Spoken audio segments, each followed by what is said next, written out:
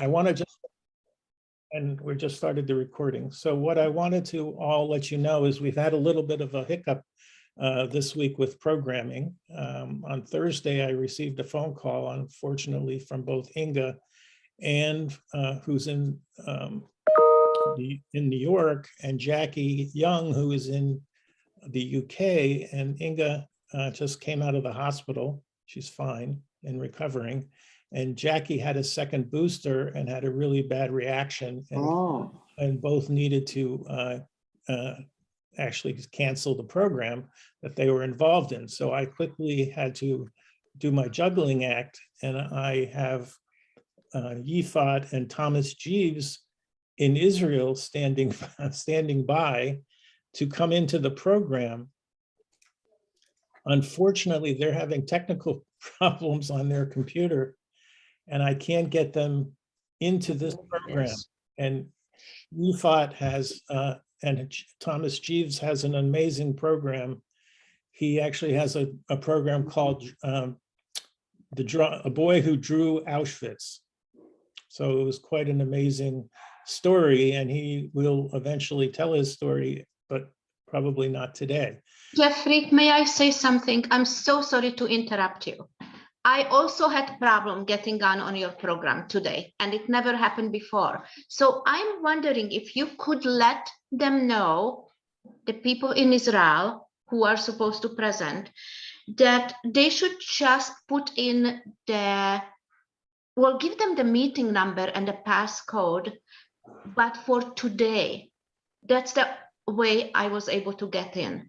Yeah, so you just typed in, you went to Zoom, right? You went to zoom.us? I went to the Zoom. I do have a Zoom, and let me see what I entered, because I also had a problem logging in. Yes. You know, Jeffrey, and I know what the problem is. Yes, what is it? You had that huge link, and that link downloads a meeting request, a meeting, and there it is where your Zoom link is. Yeah, so you have to download to the no good. calendar. People are never going to figure it out, and especially in the last minute when they. I tried for. No, I figured it out. It downloaded to the calendar. Exactly. No, this is wrong. This is wrong. And then I saw the link on the calendar, and the calendar link. Exactly. So Jeffrey, for your future, you should only put the Zoom link. Miriam, if I have to solve the problem, I can't have 3 conversations. So I'm going to allow I didn't think it was Carla, difficult. if you don't mind, why don't you begin your first song? I'm going to go offline, see if I can get this fixed the way Eva and Miriam has told me, and Judy, and I'll see if I can get Yifat in. But it would be great, Carla, to have you sing your first song while I go away and do what I need to do. Is that possible? Carla? Oh, she turned it off. Sorry, I know I am muted because I am muted, and I just want to ask when I'm singing that everybody tries to keep mute. Okay, I'm going to mute everybody so you can. And so hold on a second. okay, but you're gonna go off, Jeff, so you won't be recording anymore, I guess.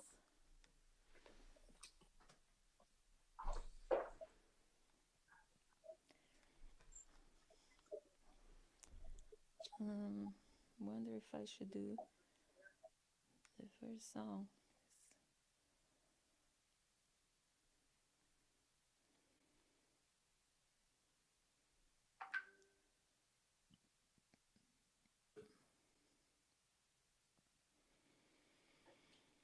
Carla, Yes. just go as we originally planned. Okay. Your first song, then your second song. I will be back. So just go ahead. Okay. Okay, everyone. So we're about Everyone to. is muted, so you can begin at any time. Okay. This first song, can you hear me well, right? Okay, I'm starting the program with this Holocaust song. 7 días encerrado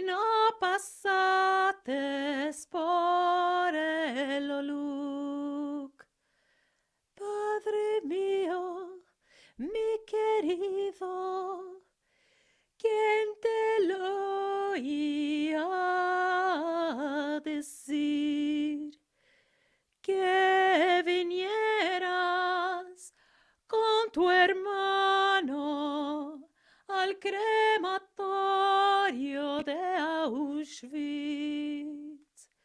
que vinieras con tu hermano al crematorio de Auschwitz. Padre, madre, hermanos y hermanicas, saliendo todos reyachis al patrón del mundo, que envíe salud a mí, que me quite de estos campos para vos echar Cádiz, que evite de estos campos para vos echar Cádiz.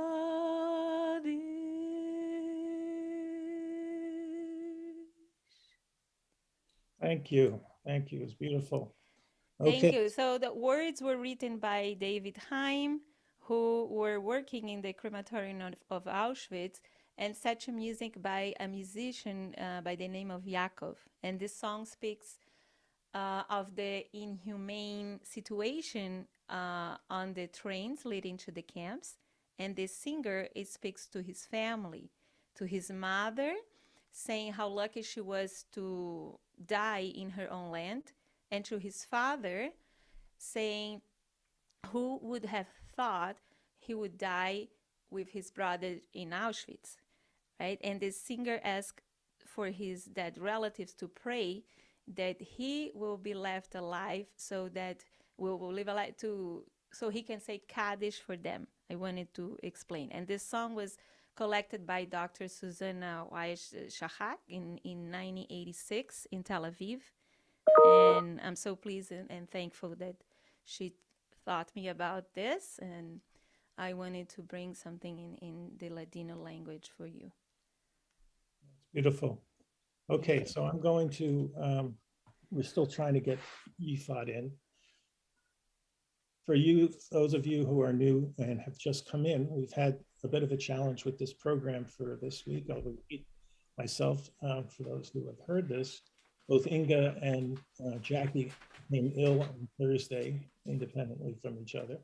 One is in New York and the other is in the UK, and had to withdraw from the program. I am working on trying to get our substitute speaker in from Israel. So hopefully I've just communicated what Miriam and what Eva shared with me on how to achieve this.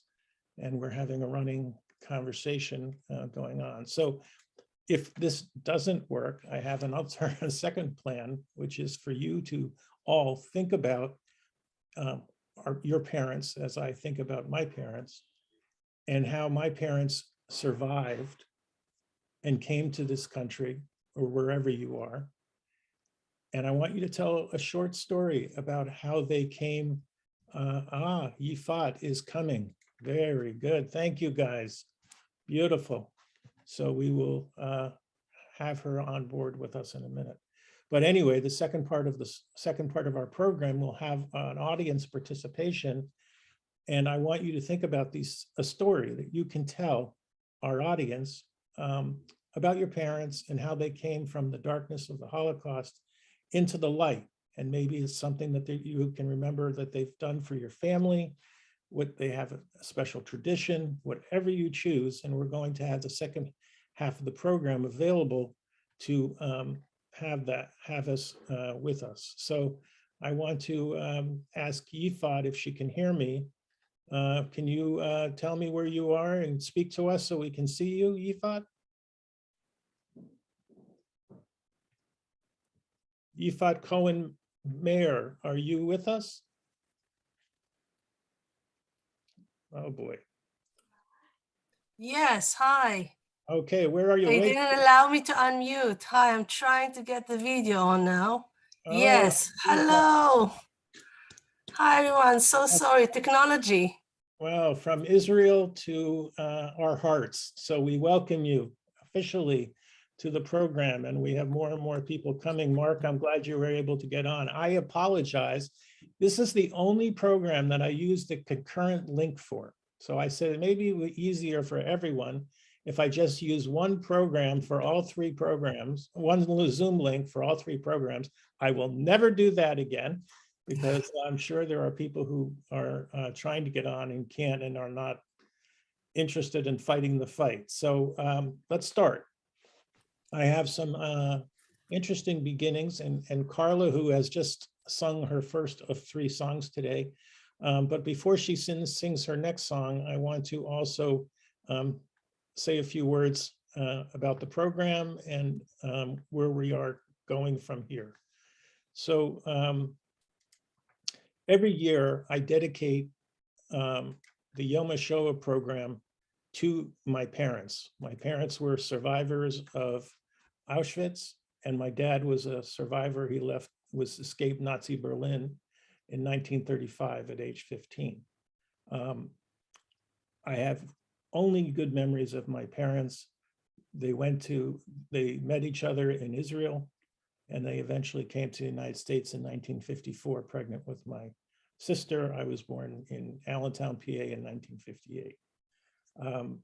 And the second half of our program is going to be able to tell your little story about what your memories are of your parents and their move from the darkness of the Holocaust into the light.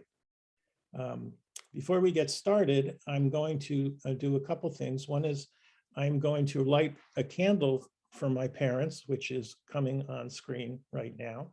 And if you have any interest in lighting a candle, that's fine. It would be terrific.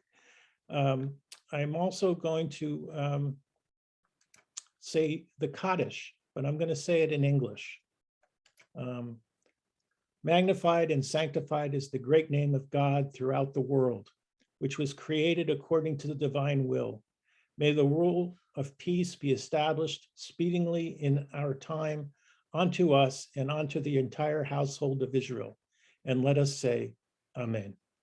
May God's great name be praised throughout all eternity, glorified and celebrated, lauded, praised, acclaimed, honored, extolled, and exalted. Ever be the name of the Holy One, far beyond all song, psalm, beyond all hymns of glory, which mortals can offer, and let us say, Amen. May there be abundant peace from heaven, with life goodness for us and for all thy people Israel, and let us say, Amen.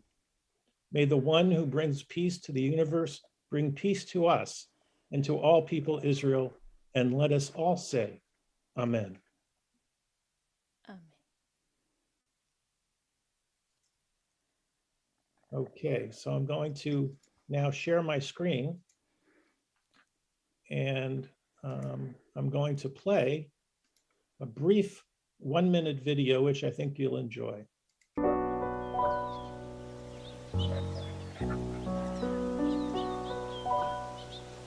Excuse me? Yes. Could I ask what that tattoo is on your arm? It's just that it's a bit boring. It's a line of numbers. Well, I was about your age when I got it, and I keep it as a reminder. Oh, a reminder of happier days? No. Of a time when the world went mad.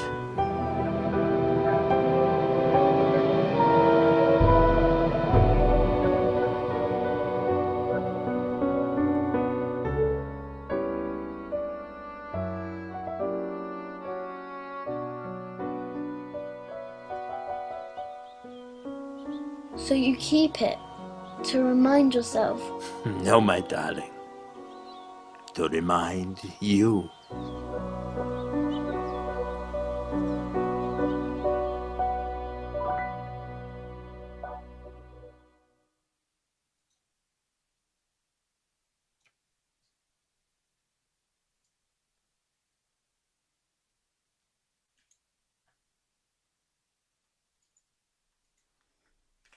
Okay, so we're going to begin by starting with a little bit of a technology check. If you get knocked off, I will be watching the screen to admit you all the way through the program. Also, I want to tell you about how we're going to manage the program. We have quite a nice crowd building here, and we have more than one screen. So in order for me to be able to see you, I want you to be able to notify on the bottom where your toolbar is, there's a reactions button. So if you click on that reactions button and you raise your hand, if you look at my screen, you'll be able to see that there's a hand raised there, and that allows me to not only you to come forward into the first screen, but I can see that you have a question. When you finish the question, just hit the reactions button again and lower your hand like I'm doing right now. Also, as Yifat has joined us here for her presentation, and we'll have our second and third songs by Carla, you may have questions, and we're going to hold all questions to the end of the program.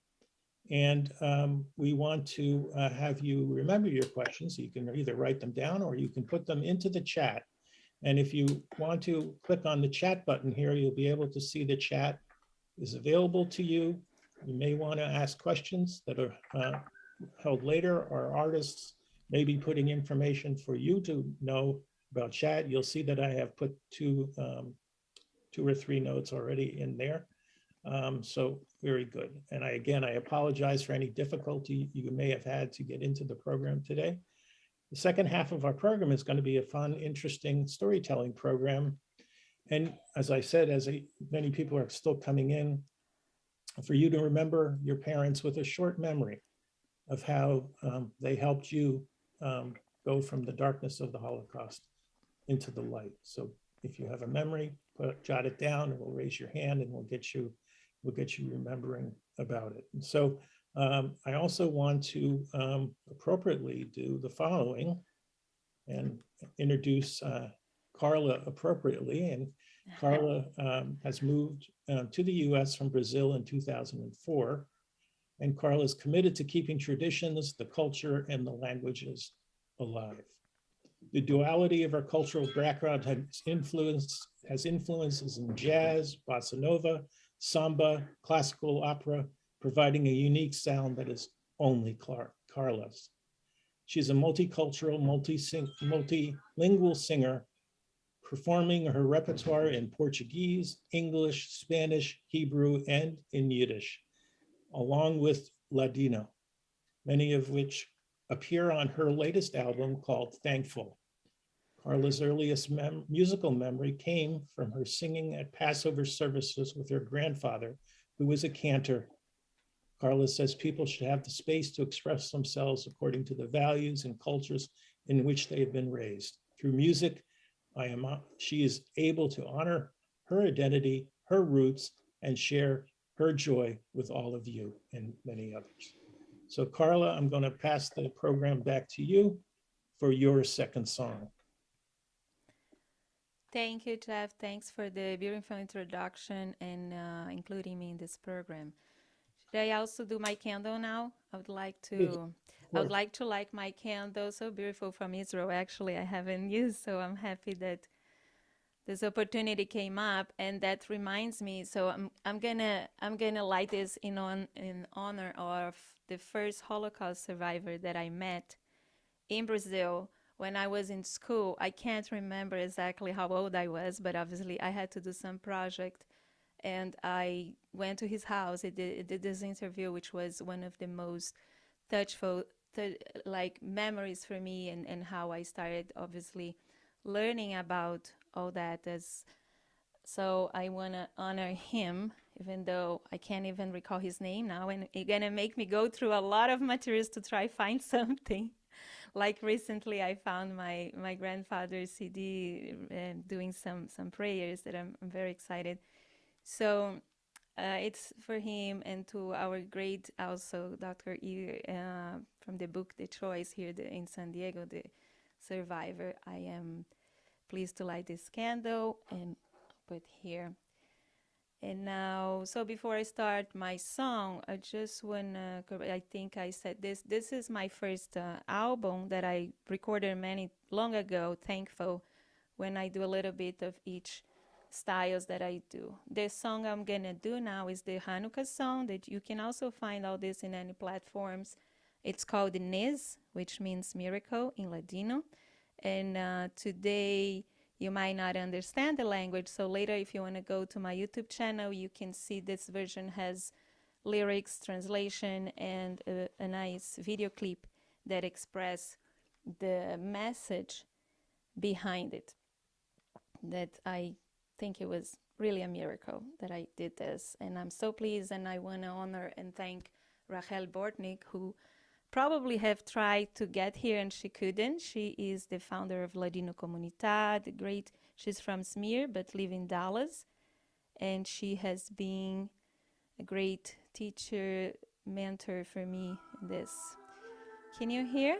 Yep.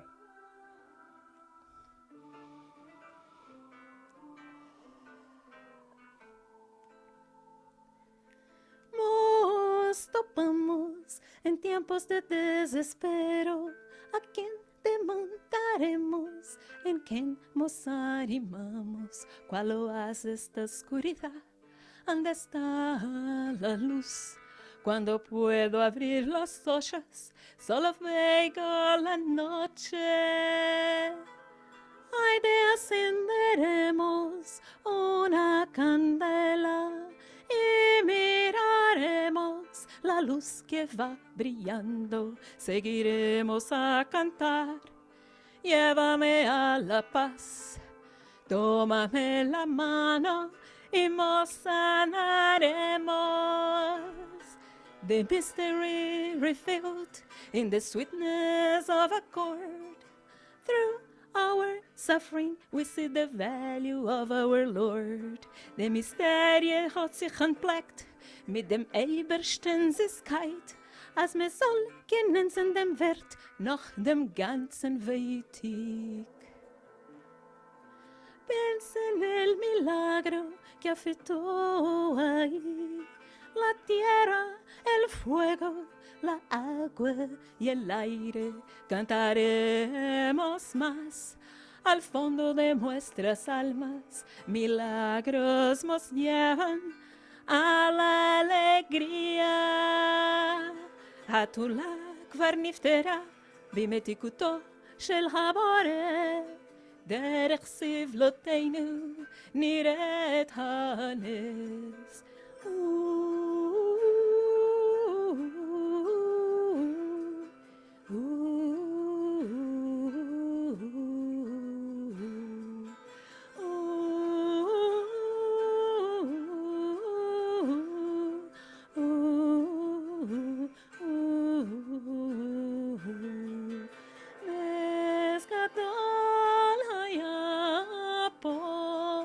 נס גדול היה פה, נס גדול היה שם, נס גדול היה שם.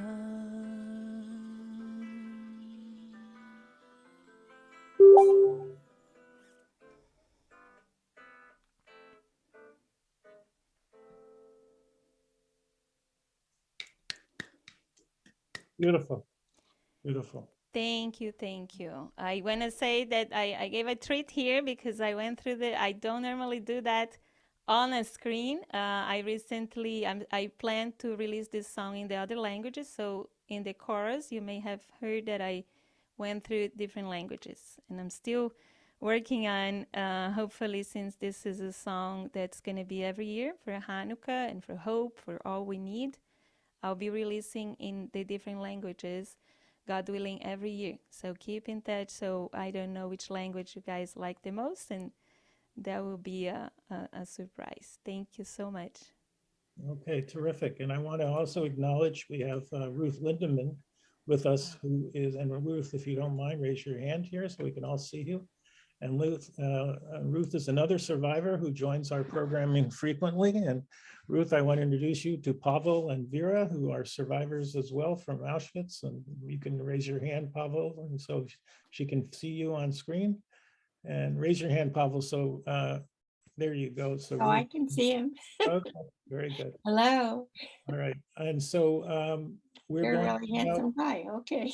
we're going to now move to our speaker as part of our program. And I'm so happy to introduce Yifat. And let me tell you a little bit of Yifat's story, but I think she's the best to tell her biography and her father's. So her father is Thomas Geves. He wrote a memoir of sorts called The Boy Who Drew Auschwitz. And that's what the presentation that Yifat will be presenting on behalf of her father. Her father is still living and they're both in Israel.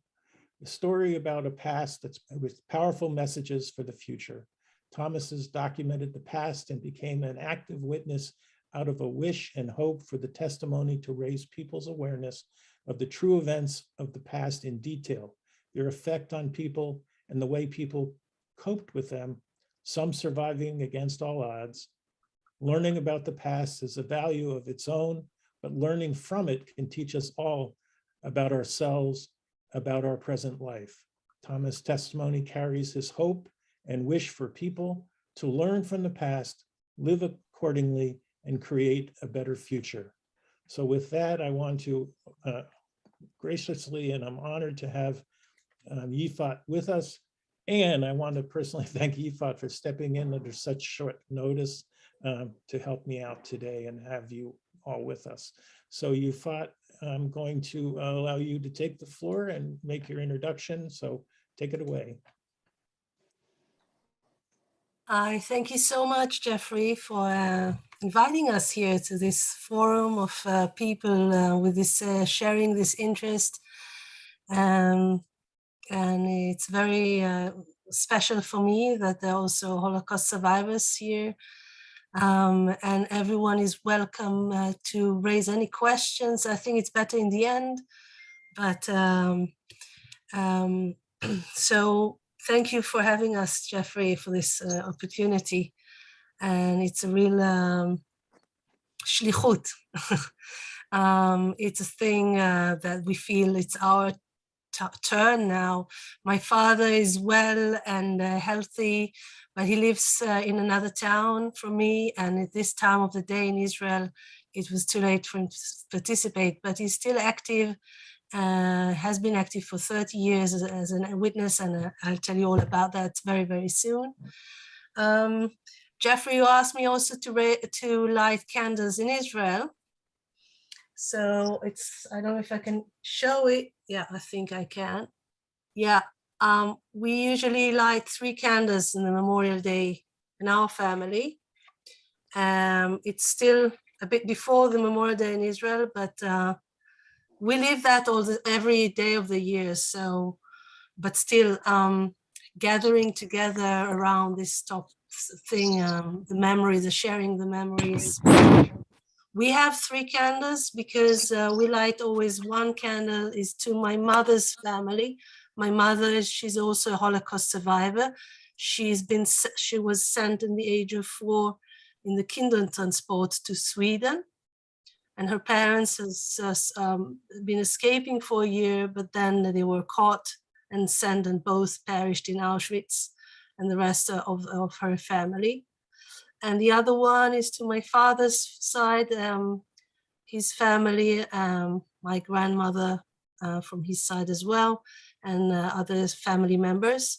And the third one is always the one for all the people who perished and did not have a lack of having a family or anyone else to all light a candle. So that candle will be lit to all people to remember, to be remembered.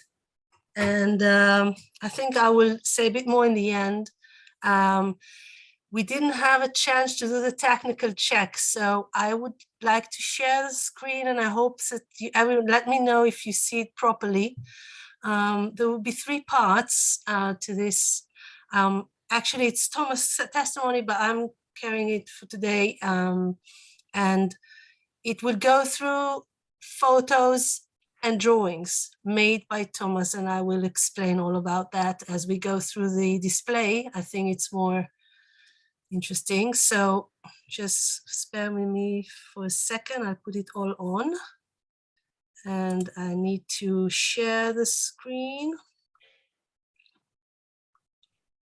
Jeffrey, I think you have to allow me to share the screen. All right, here we go. You should be able to share the screen. Go ahead. Yes, Try it now. okay. I'll press the right place here, and it will take a second, I guess, to put it all on. There we go. Here you go. I think, but you can still see the whole thing, I think. That's fine. Okay, now you see, now do you see the, I have to take off the top. Do you see like a gray thing on the top? You're fine. You don't see it? No. Good. So you see the whole Yep. screen. Good. Okay, so the name of this testimony is The Boy Who Drew Auschwitz. It is a testimony of Thomas Geves, and the name is after the new version of his testimony. It has been published before. I'll talk about that later, but the latest publication has been last year, 2021, starting in the UK. But what you see here is the cover of the US version of the book. And the book is Thomas' written testimony and drawn testimony. I will go through everything and you will understand how things were done. As I said, Thomas has been an active witness for over 30 years and still is. And he's been talking to audiences, understanding. For many years, he did not do that. I'll explain it a bit later. But something have changed, and since the 80s, he started to be an active witness with all ages, and believing that that's his role to tell the story. Now it's up to us, next generation, to carry on the memories and the stories. So it's a bit of a background. The first one will be a background, and then we will hear about his story in the camp, and then I'll tell you a little bit about his life afterwards. So Thomas was born in Stettin. Those days it's been Germany. Nowadays it's Poland on the order. First son to his parents, Bertha and Eric. Eric was a doctor, and Bertha was a daughter of a doctor. So he's been in the family of doctors. Cute baby, suntan baby. The family had good relations. He had two aunts with very close relations with them as well. And the first year he's been, living a normal life, but quite soon, when the government have changed, being a Jew, a Jewish family in Germany, of course, they felt the meaning of the Germany, the Nazi regime, and things started to change. Being very young at those years, he didn't understand the full meaning of it, but of course he saw more things happening that he was not allowed to take part. He's been growing a lot around nature.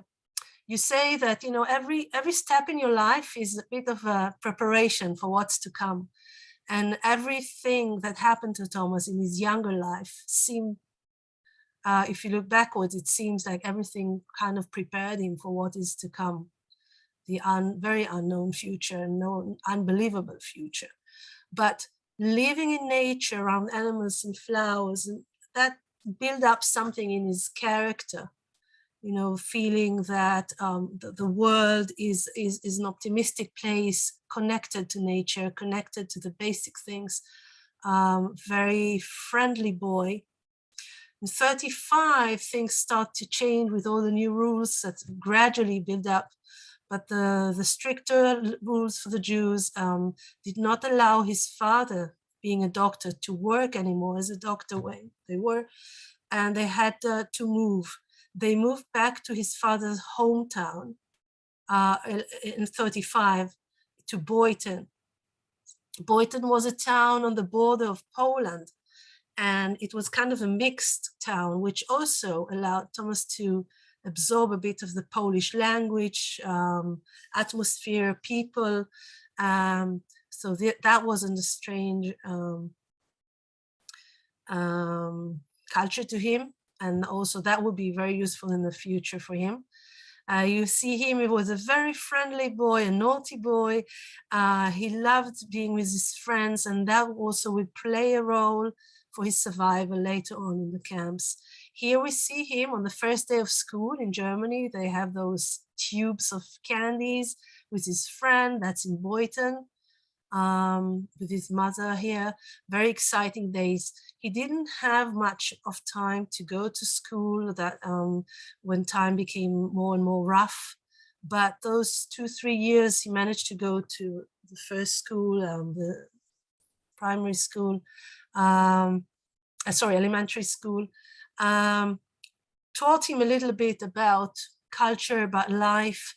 He already felt that what is taught in school is not completely right, that the history and they had Jewish books and they have German Nazi books as well that they were supposed to learn from. And he already felt that the people play around with the facts and the truth.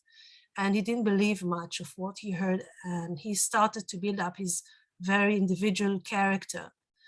I missed saying before, Thomas was a very curious boy. He loved technical stuff, as we see him playing with a train, and that also will play a role to his very unique testimony later on.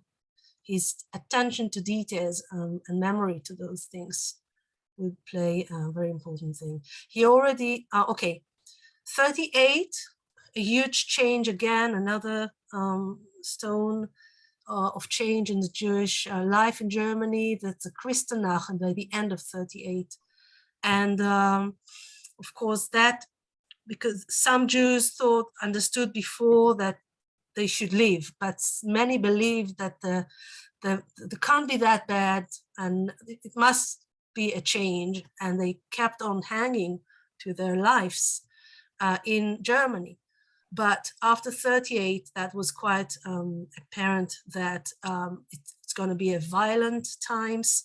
People were in danger of arrest, and his father and his family decided that they must make a change. The original plan was to go to Israel. His father was a Zionist, but it was impossible in Israel those times, still under the British laws and did not allow immigration.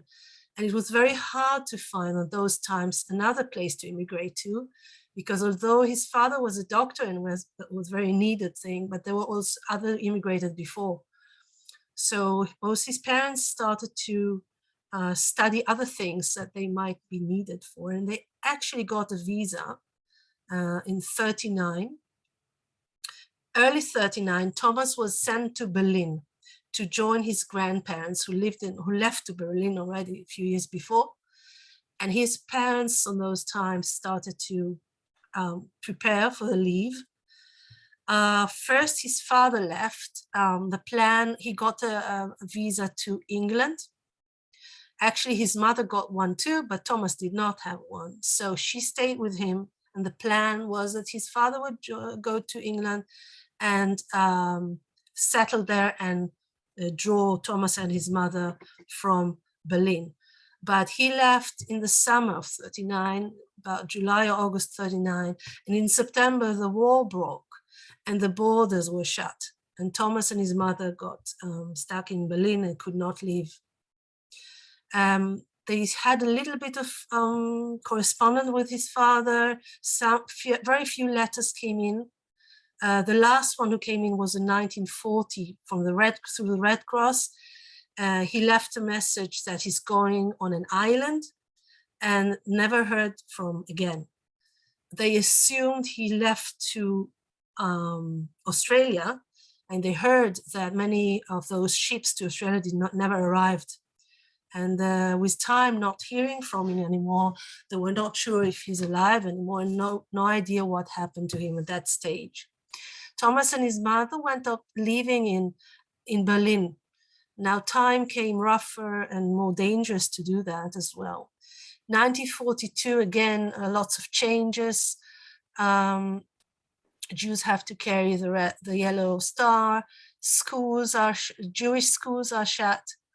The Jewish community, in order to help the teenager, they offer an option to volunteer work in all sorts of Jewish options. And Thomas went to work in the Jewish cemetery of Weisensee with other teenagers. But with time that year, more and more Jews started to disappear, and the shipment to the east started, and the liquidation of Jews in Berlin was more intensive. And these were the last Jews of Germany. And it became, Thomas and his mother actually were arrested as well once, and then earlier in 1943. Thomas was very creative and a brave guy. He had lots of street wisdom, and one of the things he knew already by then, that knowledge is power, and he has to take care of things, make decisions all the time, and be very, very active and think what the best to do all the time. So he had an idea after this arrest, and there was a committee. He went to the committee and he said, listen, I'm going to be needed because I can help in the cemetery. And that persuaded that committee to let him out and his mother. They thought they were brother and sister. They thought they were man and wife. They did not argue. They just let them both out. His mother worked in all sorts of factories, and Thomas worked in the cemetery, and that allowed them to keep on being in Berlin, first under legal certification, but later it became not too legal. So they kept on living for a few more months in Berlin, but then they did not have where to stay anymore. It became too dangerous. Now, Jews, of course, they knew that they were trained and transport to the east. They did not know exactly what's on the east. They assumed they're going to be resettled and work hard. That's all they knew. For them, it seemed to be the right thing to do. They were used to hard work. They could not afford to stay anymore. So they actually gave themselves up. By June 1943, they were back to the detention camp in Berlin. And after a short while, they were sent to the east. They were sent on transport 39, one of the last to be sent out of Berlin, and not knowing where they're going. Thomas arriving, he writes in the book about the arrival, the journey and the train, understanding that they're leaving behind a world that is lost for them. He says, we were living a world that was lost for us and probably lost itself. And on that train ride, he started to understand that things are going to be very different, but not understanding at all where he's getting to. Arriving to the gates of Auschwitz by the end of June 1943, Thomas immediately at arrival is split from his mother, and for the next 22 months, he's going to spend 19 months in Auschwitz, Auschwitz Men 1, being evacuated in January 1945 on a death march, arriving to Gross Rosen for a short while, and evacuated again by trains, arriving to Buchenwald. A few months later, he's liberated. In April 1945, Buchenwald is liberated. Thomas, by the time he entered the Auschwitz, he's 13 years old, and by the time he's liberated, he's 15 years old. At that time, he sit down and drawing over 82 drawings, which I'll tell a bit more deeply later. But from this point on, we're gonna see Thomas' life in the camps through his own drawings, has been done freshly from his memory at liberation in Buchenwald, on those 2 months after liberation, while very weak, but very fresh in his memory. So here we see Thomas drawing of the gates of Birkenau arriving. At those times in June 43, you can see that the train stopped outside the gates of Birkenau. It's called the Old Jews Ramp. Later on, trains started to enter the gates, and people went off the trains inside of Birkenau, but when he arrived, it was still out. And you can see here, this is the existing building of the entrance of Birkenau, and you can just see how faithful Thomas was to what he really saw, to details. He was really trying to keep every detail correct, and those drawings has been checked by historians, and the accuracy is very high. This is the first arrival drawing on the ramp, and I will let some of those drawings, you will hear Thomas explaining on his own, in his own words. I'll let Thomas be the speaker here. Here at the arrival, that is the most historic picture I could ever imagine. How people arrived and sorted out who. Here at the arrival, that is the most historic picture I could ever imagine. How people arrived and sorted out who is being killed the same day. Children and invalids in the middle, as you see women for work on the top, in the middle women and invalids, and on the bottom men, sorted out by SS-men as they arrived. And of course all the luggage which they brought along, as you see historically, are left in the wagons and they never saw them again. This picture was recognized, and I'm very proud of it, at the Auschwitz Museum, and it was engraved on a memorial or a wall in Auschwitz, this picture and other pictures too. And I think this is a very important picture of history, not only Jews, but other people were killed in Auschwitz too. Could you hear the sound, Jeffrey? Yes, it was better when you made it louder. I tried to see if I can do it louder for a second, sorry. I think that was the loudest I can do. Don't worry, go ahead, don't worry about it. It's louder. Okay. Okay, so that's, sorry, for the arrival, I will show you the arrow, so I hope you can follow the arrow when Thomas is explaining things. Thomas called this drawing the saddest scene of modern history, and I think he's right. How people have been split to life and death at arrival. This drawing, that shows us the process of becoming a prisoner. Here on the right, we see a citizen arriving. Of course, the one has been chosen to life, and go through a process of becoming a prisoner. First, they take off all their clothes.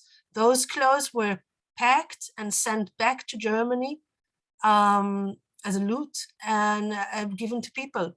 And people got their, first they got shaved, all hair was shaved. Of course, there was a sanitary thinking behind it, but of course it was more than that. It was taking off, the first step of taking off people's identity and power and strength and dignity, taking off all their hair. That was part of the process. And then there was a disinfection. And then there were showers. And then there were the uniform. And then came the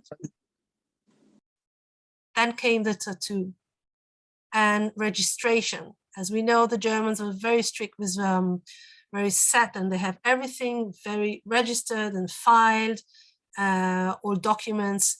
At leaving, the rush of leaving Auschwitz at January, they tried to burn all evidence, but some have been left. And you can see we have quite a lot of documents about Thomas arriving to Auschwitz. Some of them were kept. One thing that Thomas noticed when he leaves that process, he looked at his arm. He has a number tattooed in his arm. The number is 127003. And being a very technical boy, he add up the numbers and he noticed they add up to 13. And he wonders whether 13 would be a lucky number for him. Of course it was. The two stories are short stories I like to tell here, because I forgot to say beforehand, we saw one of Thomas' photos from his childhood, one of his beloved Aunt Ruth. You could see her before. She told him when he was much younger, she told him, Thomas, everywhere you go, everywhere you will be, there would be bad people and there would be good people. Always remember that. And Thomas' testimony shows us so much of that. He experienced so much of that. But even in a concentration camp with so much cruelty, there were scenes of kindness and compassion and help. And Thomas, on his testimony, emphasized a lot of that. He does not ignore the rough things and the horrors and the death, but he point out life and the way people helped each other and acted in different ways. So two stories just to point that out. I think they're very special. One, that the people who did all that process were prisoners themselves. They were not allowed to speak to the newcomers. That was part of the horror. They wanted to hold everyone under horror and weak, although they were not allowed to speak. Everything was done in silence or with very strict orders. But the guy who did the tattoo was a young prisoner himself. And when he did the tattoo to Thomas, he noticed he was very young. And I didn't mention that before. Okay, I'll mention it. He was very young, so he just looked up at his eyes and he said, "Good luck to you." One sentence, but that sentence gave Thomas some kind of feeling. Someone is caring about him, and he's not alone. The next story is after finished that process, they went through one day of arrival, one night in Birkenau. The next day they moved to Auschwitz Men Camp 1. But when Thomas is noticing at that, more or less at that time, that there are only men around him, and he was just 13. So being used to talk to SS officers in Berlin, he was not afraid, and he found an officer, and he went to that officer and he kind of straightened his back and knocked his heels, very politely, German manners. And he turned to that officer and said, "Sir, you have a mistake. I'm just a boy. Please move me to the place with the other boys. Send me to the place with the other boys." And that officer looks at him and he says, "Go back where you came from, and one day you thank me I didn't do that." Of course, at that point, Thomas doesn't know what it means. But only 24 hours later, meeting other prisoners, getting to know the real truth, he already understands that he's one of the lucky ones, because most youngsters under 15 were sent directly to death at arrival. People from 15 and above were thought to be strong enough to work, and they were sent to be a prisoner. Thomas was very tall because he worked in a cemetery. He was tall and suntanned and strong, and they assumed he was older. And at that point, no one corrected it, and that saved his life. Here we see some of Thomas' drawings. He had different kind of drawings. Some of those drawings are lists. He was listing things, some from his memory and some from documents that has been found in Buchenwald after liberation. Here we see a list, one of those lists of it's called the spider web, because the prisoners explained them that Auschwitz at that point was Birkenau, Auschwitz Men 1, there was Buna, and there were other satellite camps. Just a year later, they all became Auschwitz, Auschwitz 1, 2, 3, and on. But at that point, that was the spider web. So Auschwitz was not one camp, it was a web of many camps around the area. Some of Thomas' drawings are maps. Again, some of those maps has been copied from documents has been found after the liberation, but some of them has been drawn from his memory, and also with the help of prisoners around him at that point that added information. So here we see one drawing of a map of Camp Auschwitz I, a sketch of it, and the other postcard shows the explanation. What I didn't say, and I think it's important to understand, the drawings that we see has been done on a tiny miniature postcard that Thomas found left in the headquarters after liberation. The size of the drawing that we see here, the originals, are 10 on 15 centimeters, like really a small postcard. So it's really miniature, but very full of information. Here we see a very special project that's been in just a few camps. It's called the Bricklaying School, the Mauerschule. Maybe some of you heard of that. Not too many evidence from that stage because that was just for the youngest. Now the youngest at that point were usually 15 to 20, 15 to 18. Thomas was exceptionally young. He was one of the youngest probably ever been to the school. He was just 13. And I let Thomas speak here to explain a little bit. Yeah, that's a bricklaying school, and that was an invention there where about 200 children were taught to lay bricks, and that saved their lives because they were sheltered and had easier work. And that I was received there. I was the third youngest at that time. Most of the other boys were gypsies and Russians. Yes, in Auschwitz I, the percentage of Jews was very low, not just like other camps. Thomas said that some of it, out of 18,000 to 22,000 prisoners, depends when, in Auschwitz I, usually there were about 10% of Jews. And there were times that even less. So not too many Jews around, but the bricklaying school, life in the bricklaying school with the younger prisoners was very different from the life outside with the grown-ups. The atmosphere between the youngsters was different, and Thomas explained a lot in his testimony about their life as teenagers in the camp. And one of the things, we'll not go into it but because of lack of time, but if you read the testimony, you will see a lot, very interesting explanation about their lives. One of the things that was very different with the youngsters, that they were very curious about the differences between them. We have to remember that there has been teenagers from around Europe. They're from lots of different countries, different languages, different cultures.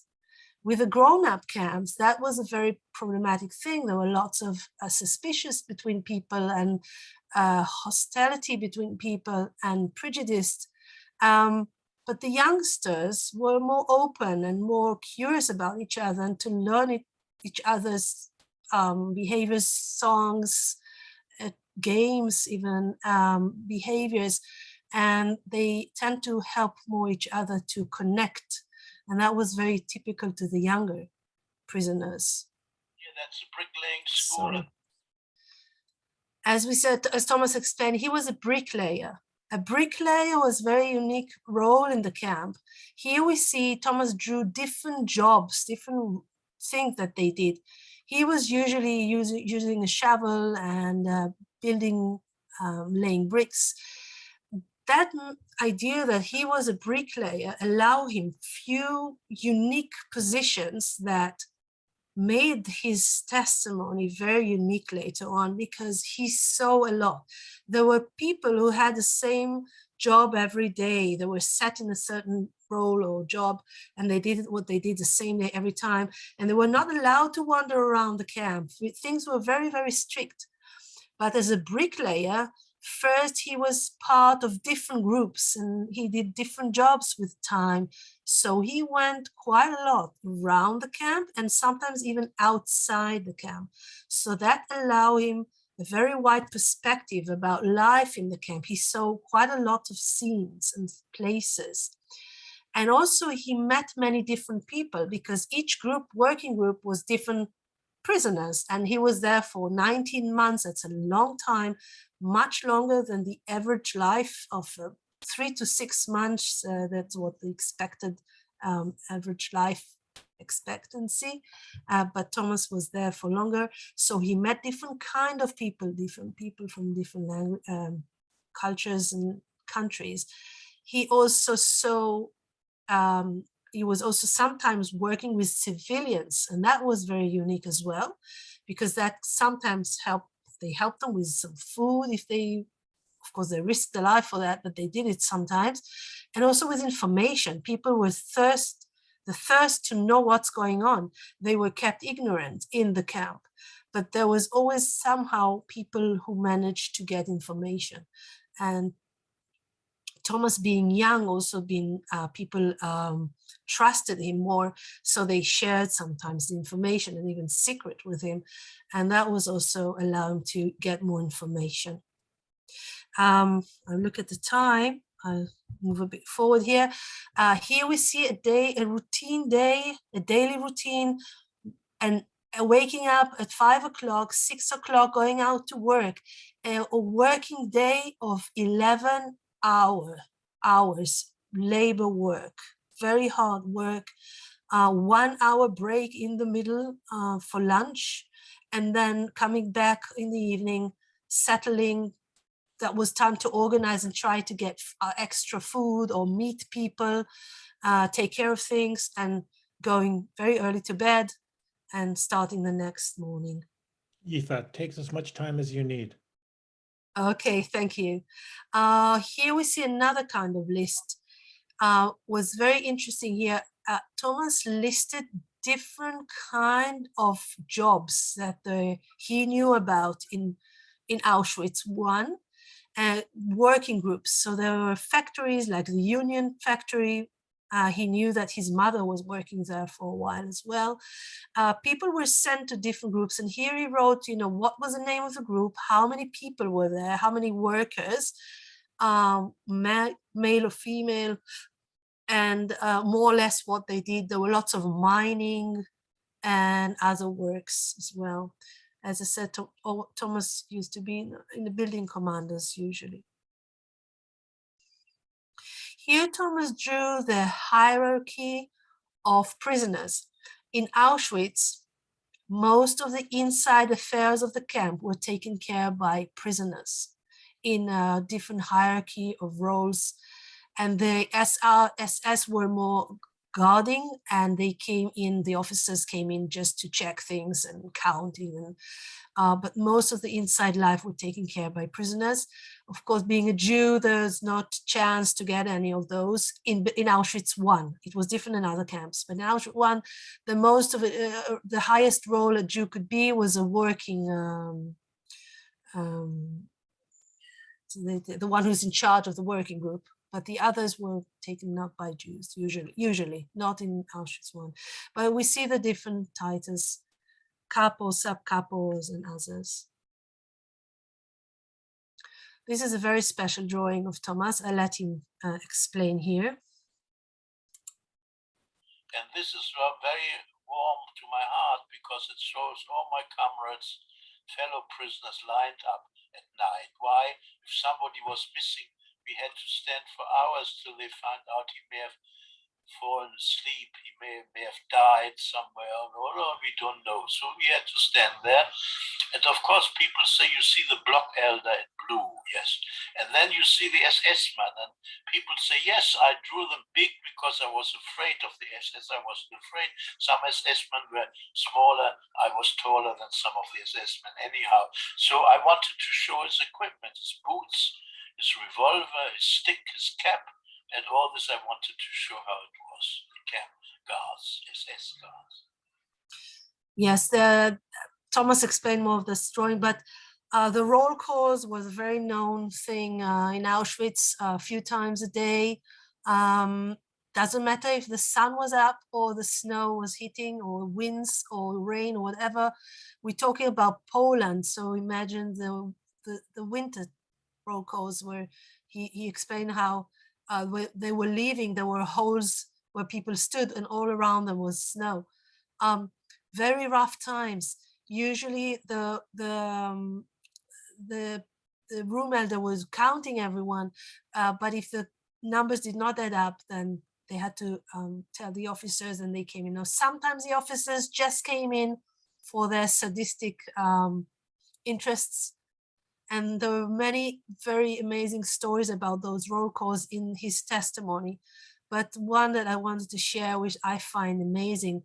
Imagine people who were hardly alive at that point, starving, weak, wounded, barely alive, keeping themselves alive. And still they saw that when the officers came in and started to torture people, so they funded an idea. I think it was also meant by the block elder as well. They put the strongest guys around and the weakest people in the middle. So when the officers start to abuse them, he would not get into the inside roles and just mess up with the strongest one. And they kind of protected each other. And I find it amazing that they did that. But it didn't help for long because they figure out that the officers, and they started to go into the roles as well. And another amazing thing, I remind you that this drawing, the size of this drawing is a tiny little postcard, and these are really miniature people. Now you can imagine when a person is tired and exhausted, as Thomas was when he drew those drawings at the end of the war, you would think he would probably do some kind of a sketch or do the lines, or everyone the same, more or less the same heads. But if you look carefully, every prisoner is different, and it was done on purpose. And I think that was one of Thomas' way, the idea of drawing was he was able to give individual character to each of his friends. And that was one of his way to show the victory of the mind and the spirit over the body, and the victory over the plan of the German to illuminate their identities. So that was his shown of strength and power when he drew each one individual. And I think that's very powerful. Here he drew the disease, the vermins. There were different vermins, and that was very, very dangerous. Nowadays you have soap, you have something to do about it, but if you caught that in a camp, and it was very crowded camps, people were sometimes 10 people sleeping in the same bank, very tight. In Auschwitz, they had blankets, and they were full of those vermins. And when they got under your skin, they start to make infections and diseases. That was very, very dangerous. Many people died just because of those infections. Thomas, being a veteran with time, he knew how to kind of take those off and catch them very early and save himself. But even that was a quality you had to know in a camp. Here we see a very interesting comparison. Thomas loved those measurements and lists. He is a very technical guy up to this day. But here we see an amazing historical evidence. Thomas is comparing a list of the daily amount of food they got in Auschwitz and in Birkenau. He compared those two. And you actually see that the so little food they got in Auschwitz in 43, 44, arriving to Buchenwald in 45, toward the end of the war, the amount was even less, almost half of what they got. So there were hardly any food in those last few months. In Buchenwald was not expecting that much of prisoners that arrived, escaping towards the west. So here we see a daily amount of food, which is 350 grams of bread, 1 liter of very, very watery soup, a little bit of margarine, sometimes a spoon of jam, a bit of sausage. That was they were living. And as Thomas said, people were not expected to live over 3 to 6 months, and they were 2 weeks sent to their death and exchanged by other new prisoners that kept on coming all the way through. People could not live on that alone, and they had to organize extra food. Here we see the way they were cooking, huge tanks of the soup. And then there was an issue of delivery of the food to the prisoners, to the groups. There were different kinds of working groups, and each working group have a different way of carrying the food. Carrying the food was a dangerous role as its own. It was very heavy. Sometimes you fell, and everything was, if you it was spoiled, then no one got their food. Very stressful also thing just to fetch the food and get the food on time. Hunger. Thomas Tassin will talk a lot about the coping with hunger and how people manage to do different things. But here we see like an idea of what they managed to organize. Everything was good enough to eat. Here we see rotten cabbage. We see peels of vegetables found in the garbage. This is the kitchen of Auschwitz, and it still exists up to this day. It was kept. And on the garbage pile, the prisoners tried to get some food, but then they were chased away. Horseradish, food for the horse, rotten food that people brought on the train, there was sometimes leftovers, everything would be counted as food. Another dangerous event in life in camp in Auschwitz was the selections. Every couple of months they had a selection. Thomas went through a few of them, very dangerous times. So let Thomas explain here.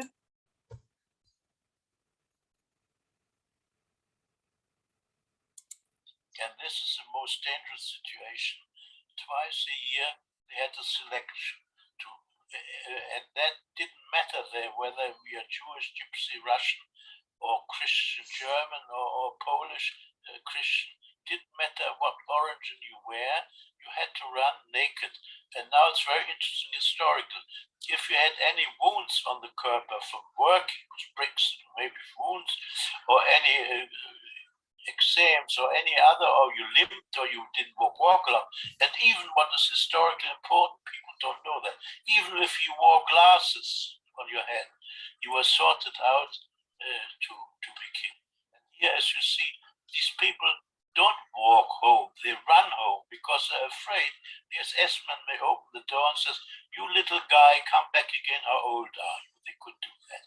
Yes, that's a very dangerous situation. I went through about 3 of these situations. Yeah, there was one very touching story from Thomas. He tells there were the newcomers that had no idea what it's about, so they all the older one, the veterans, the people who were veterans by that point, they helped the newcomers to understand, you know, don't limp and take off this and that, and try to help them take off your glasses and things like that, that they might help them to survive this procedure of selection. Yeah, This is a very powerful drawing. Thomas drew the main dangers and horrors of the camp. So here we see the bunker that we know it was very known punishment. When Thomas drew, he knew only of that kind of bunker, but there were others that people was so small that people had to stand up, and they usually did not come out of those places. The heating, there were Thomas tells a lot about the punishments of hitting with a stick. If you get like 25, you might survive, but if you get 50 or 100, usually you don't survive these. The disease, of course, there was a hospital there. Being a Jew, there was not much chance that you get to a hospital and live through it, but he was actually hospitalized twice. And we think people helped him out there and might even hid his identity to survive the hospital. Crematorium, of course, that everyone knew that where the end of the road is there, sometimes because you just perished, and sometimes they were just sent there for different reasons. Here we see Thomas. First, he had a good knowledge of languages. He was catching quite a lot. He knew German, and he knew English, and he knew Polish, and he knew a bit of Russian, and he kind of communicated a lot with people. But he was also very friendly and he treated everyone as human beings. He didn't mind who they were and what their history was. And that allowed him to get friendly with many kind of people and many characters and many people from different nations. But one of the things that makes this testimony is unique, that Thomas, he says, I was like a journalist. He felt like he was a journalist that explains everything he saw. He did not talk about his own private life only, that it is there, but he looked around him. He paid attention to everyone and everything. So in his testimony, you can see the story of many different people from different cultures and countries. And here we see an example of two cultures that he paid attention to. One was the Gypsies.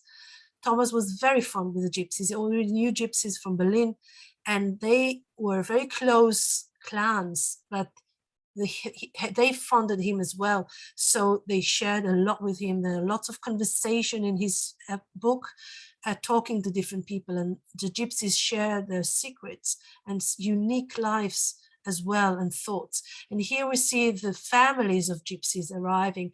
They were first in Birkenau, and they were arriving to Auschwitz I, and Thomas drew that day when they arrived. And here we see the Jehovah Witness. They used to be called the investigator of the Bible. And the women there were very loyal to their masters, and they were held, many of them, to be house workers, helping the SS officers. And some meetings with those women, they tried to help especially the young prisoners. So he talks about their life as well. And that's a group, not a lot of information about them, but other groups as well. This is another unique thing in Thomas' testimony. Thomas, I forgot to tell that before, but his aunt was a music teacher, and he loved music as a young boy. And in the camp, apparently, the role of music was very, very strong. Thomas talks a lot about that. There are lots of testimony about songs they used to sing, the song they did not like to sing. They were forced to sing some of them they chose.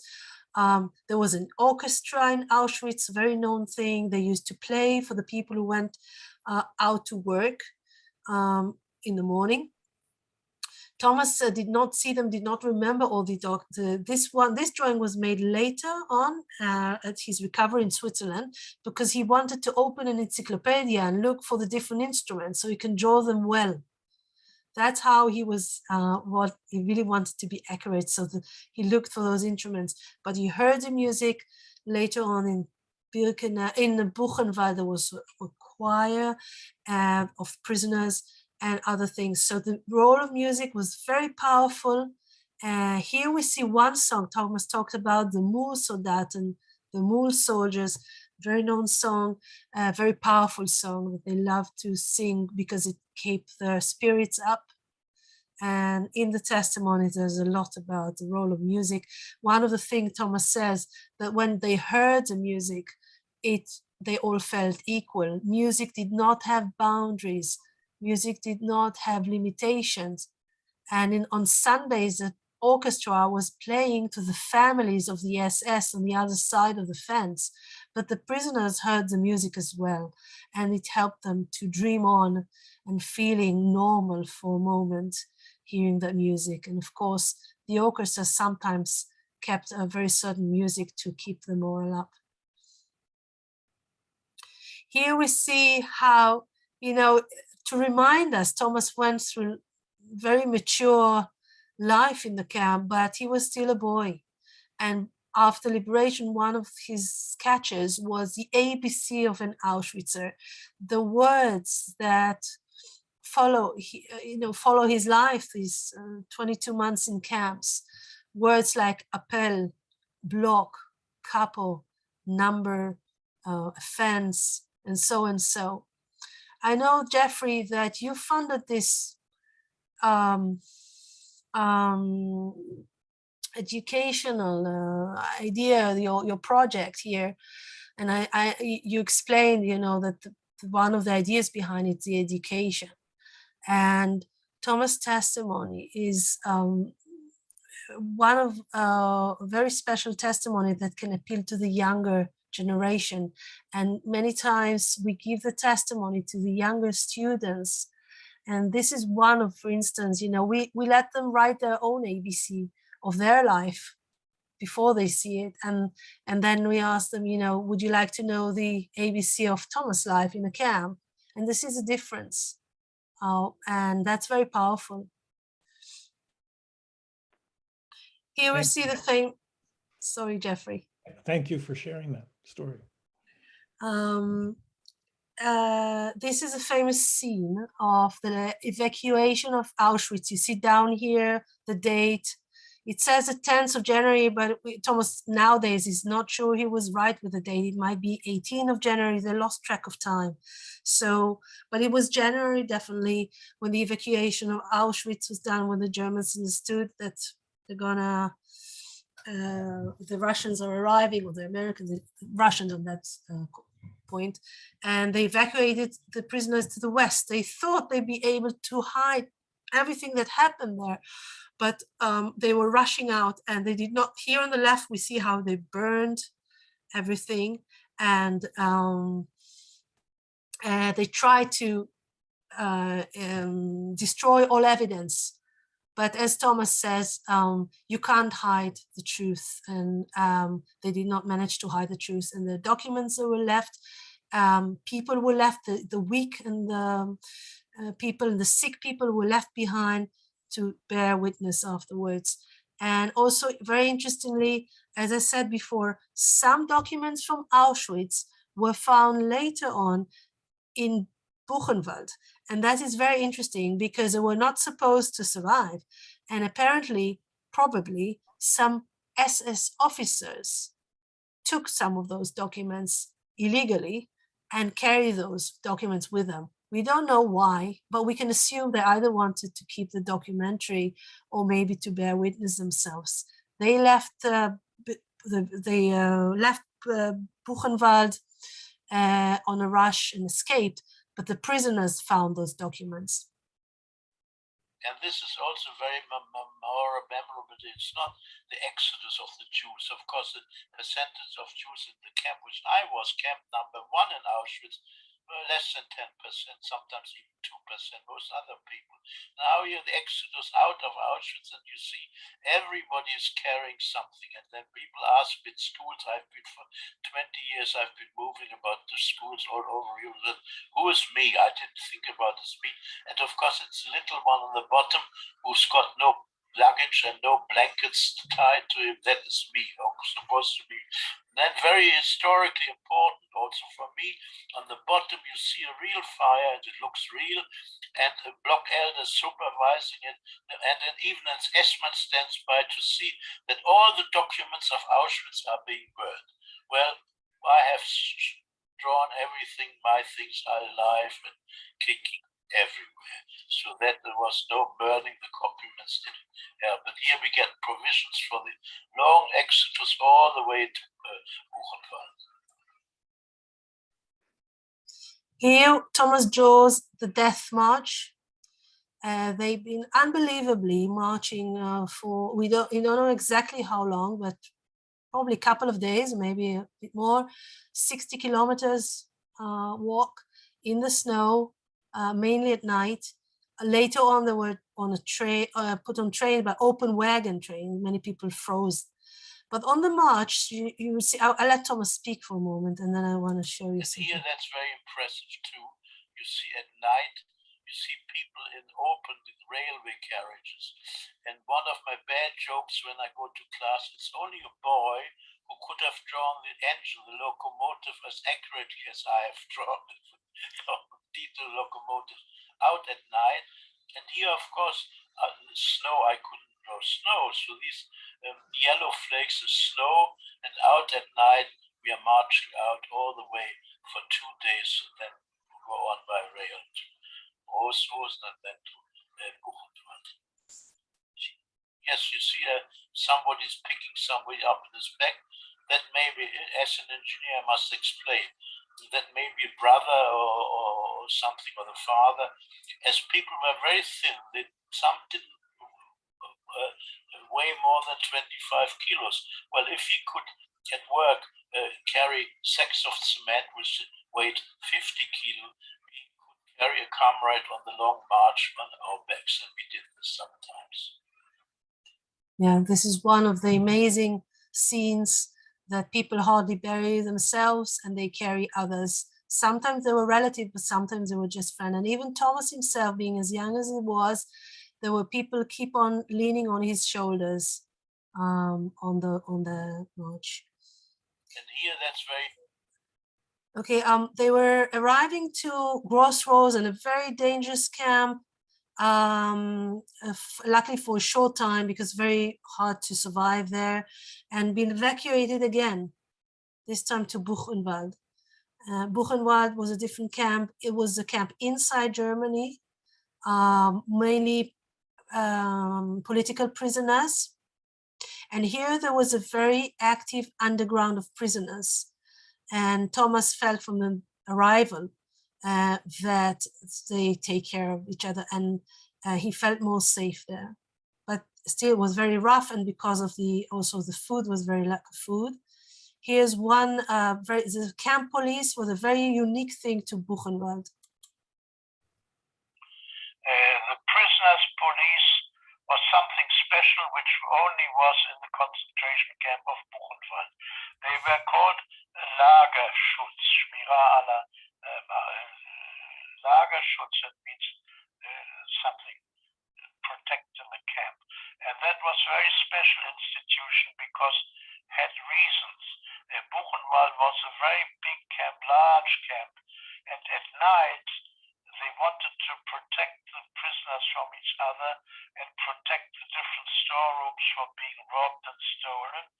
So at night they had large patrols of this police, camp police, and that was very unique. And they helped the underground for information. And in the uprising they were also very active, and that was a very special force, unique for Buchenwald. One of the amazing stories about this underground that just a bit before liberation, the days before liberation, they started to evacuate people again to the death and more death march, mainly the Jews. And the underground, first of all, they moved the boys, the teenagers, into a special block, block 66. Thomas was moved there as well later on.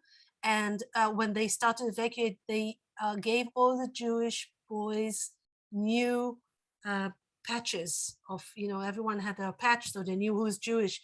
They changed, the underground brought that block, the block elder, a pile of new patches, and they changed all the boys. So no one knew who was Jewish. And they saved lots of the youngest lives, including Thomas. And he was also hiding, and the underground really helped them there. This is a very unique, very special drawing. Again, it's a drawing of the scene of liberation. I'll let Thomas speak. This is one of the last drawings. And here the famous scene, historic scenes, liberation of Buchenwald, and there are 6 different versions of the liberation, and only one is true. The moment the 3 American tanks on the left with the American flag, very historically drawn, they actually came on this side of the camp. That's the main entrance of the camp. There was a revolt, and we had 200 people with arms, and we stormed the camp. We drew out the camp guards. And my own theory of the liberation is completely different to official ones. We had, as you see on top, we had captured 1 machine gun that was hidden.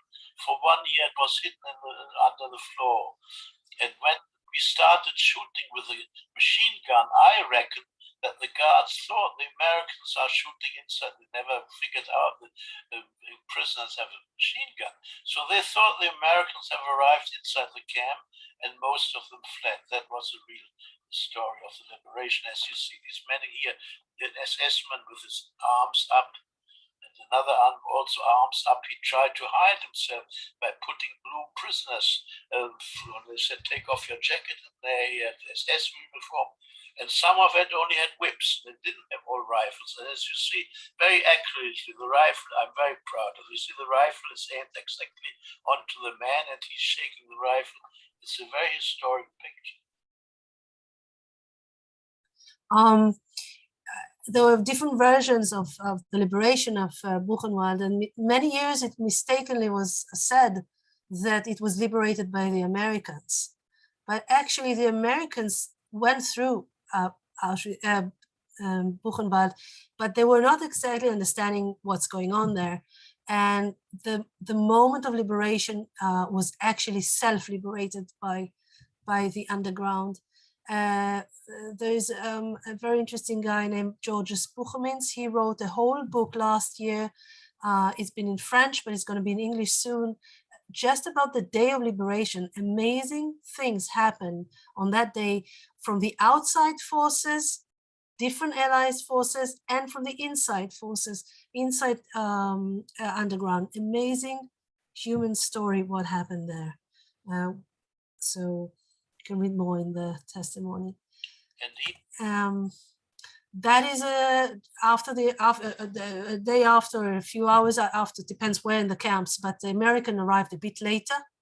And here Thomas is drawing how they actually entered the camp and saw all the horrors of that camp. And they brought cameras. They understood that they have to document everything. And they had missions coming of civilians and officers from America, and they filmed everything. And the prisoners took them around and explained to them what's happening in the camp. And it was very well documented after liberation. But Thomas shows us here how the American soldier was so different from the German soldiers, being so free and smoking and friendly and talkative, and just the opposite, freeing everyone. And here is the last scene we chose to this display. There are over 80 drawings, but here we see a very important the last roll call in Buchenwald. They call it the roll call of nation. After it was before the end of the war. The war ended officially the 8th of May. That was the 1st of May march. Thomas will talk here. And then on the 1st of May, the big march passed, and I was with the German. I was a German column, and some columns were very big. In Nations, German column. I held up a poster and I marched past the off here. You've got the flags of Britain and the States, Russia with Stalin on it, Roosevelt on it, Churchill on it. We marched past, and then the camera was turned on me, and that was something very, very moving. These photos got lost, the camera, all these films got lost, but I was marching there, very proud, first of all. Yeah, just to, okay. And then? Okay, so that was the sign of liberation. Here we see the different nations that was left, survivors left from each nation carrying their own flags, and there were flags that were no one left from that nation. Thomas was carrying one of these flags behind that no one was was surviving. So Thomas, Buchenwald is liberated on 11th of April, as we saw before, but then it takes time until they figure out what to do with all the survivors. First of all, many of them were in very bad shape. Many died after liberation. They could not, some of them did not have anywhere to go. They lost their families, their nationalities and everything. So it took time. Thomas talked in his testimony about that time. Here we see from block 66, the teenagers block. Here we see some of the teenagers that survived after liberation. Thomas is not here, but he was one of these boys, teenagers, in very bad shape. He could hardly walk at that stage, very weak. He was moved after liberation. They split the people into blocks through their nationalities and languages. So Thomas, after liberation, was sent to block 29, where the German speakers were. And there, many of the underground members were there. And one of them was a man called Eugen Kogen. And he is, maybe I'm not expressing his name right, but he was a known historian. And the Americans knew of him, and they asked him and his other members of the underground after liberation to collect all the information from the headquarters and the dorms of the SS officers who flew away, who escaped, and they left behind all the documents. So they were to collect all those documents, mainly in German, of course, and they were supposed to put them on in order and help the Americans to set up all that information.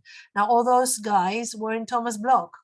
So during the day, they were collecting information. There was one single table on the block, and they piled all those papers on the table. And Thomas was in the block, he couldn't move around, and he sat on the same table, and they got those postcards, as I said, the tiny little postcard. They were SS forms. On one side, they had a acrostica and everything. On the other side, they were blank. So Thomas took those postcards. First, he had just bits of tips of pencils. Later on, he got some colored pencils, and later also watercolor. So he started to sit down and draw. Now, he drew his experiences, he drew scenes from life, as you saw today, lists and maps, some of based on information that his friends in his blog found. So they're very accurate, they're just copied from official documents. Some were from his own memory and prisoners around him who shared their information, like lists and names of working groups and so. Here was Thomas drew over 80 drawings, but with time, some of them were lost. And here on the left, we see one drawing that was actually lost. And Yad Vashem got a diary of a lady who took care of Thomas later, and she copied that drawing. So through her journal, diary, we found another drawing. And actually, it's an amazing one because that's the only one that Thomas has his own identity on it. It's his own real number, 127003. All the rest of his drawings were general, and he's not in the drawings, he drew what he saw.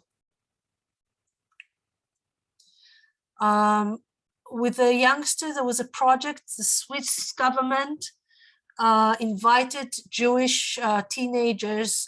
They thought they were children, but there were hardly any children left, mainly teenagers. They invited them to Switzerland to recover.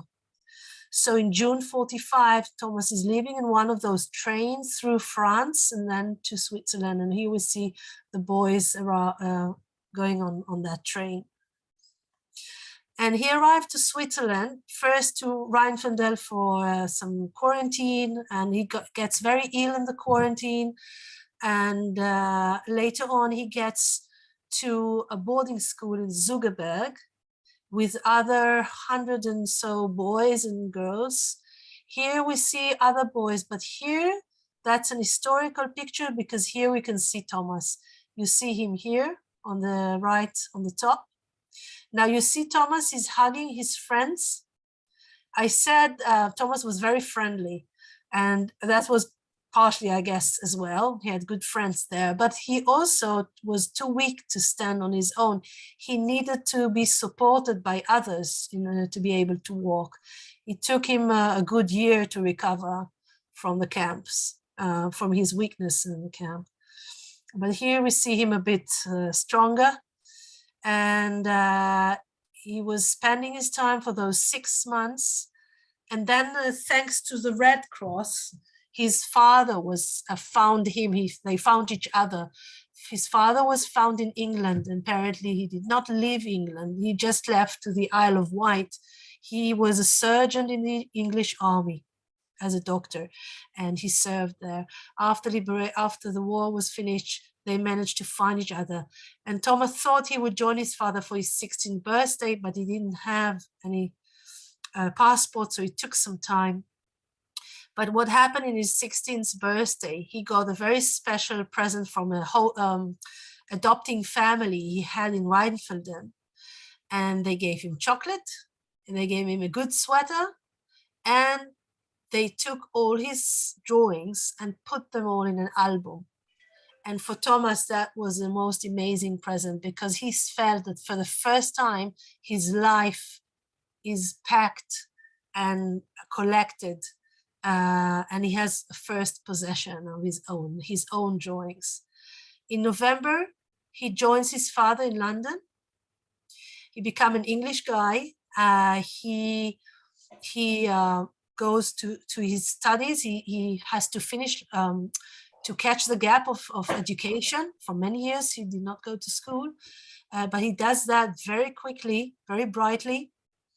In 1946, the first time a journalist paid attention to his drawings, and he asked him to write a few words about each drawing, and they make an article about him in the English newspaper. By that time, Thomas is still having his birth name. I did not mention it, but Thomas Geves is a pseudonym. He gave himself this pseudonym in 1946, the first time he was interviewed to a journal. And he figured out he didn't want his friends to know of his past. He didn't want anyone to judge him. And in those years, people were suspicious about Holocaust survivors. They did not know what they've been through, what have they done to survive. There were lots of rumors, lots of prejudice about that. And he thought he has to go on with his life, and he can't be famous. He doesn't want to be famous. He wants to keep his privacy. So he decided to give himself a pseudonym about his history. So the boy from the Holocaust became Thomas Geves. Thomas Geves is very much of Thomas' identity up to this day, because that he was just 16. So Thomas Geves is him, but he kept on his real name for his future life. And I think that's very interesting, because many Holocaust survivors did the opposite.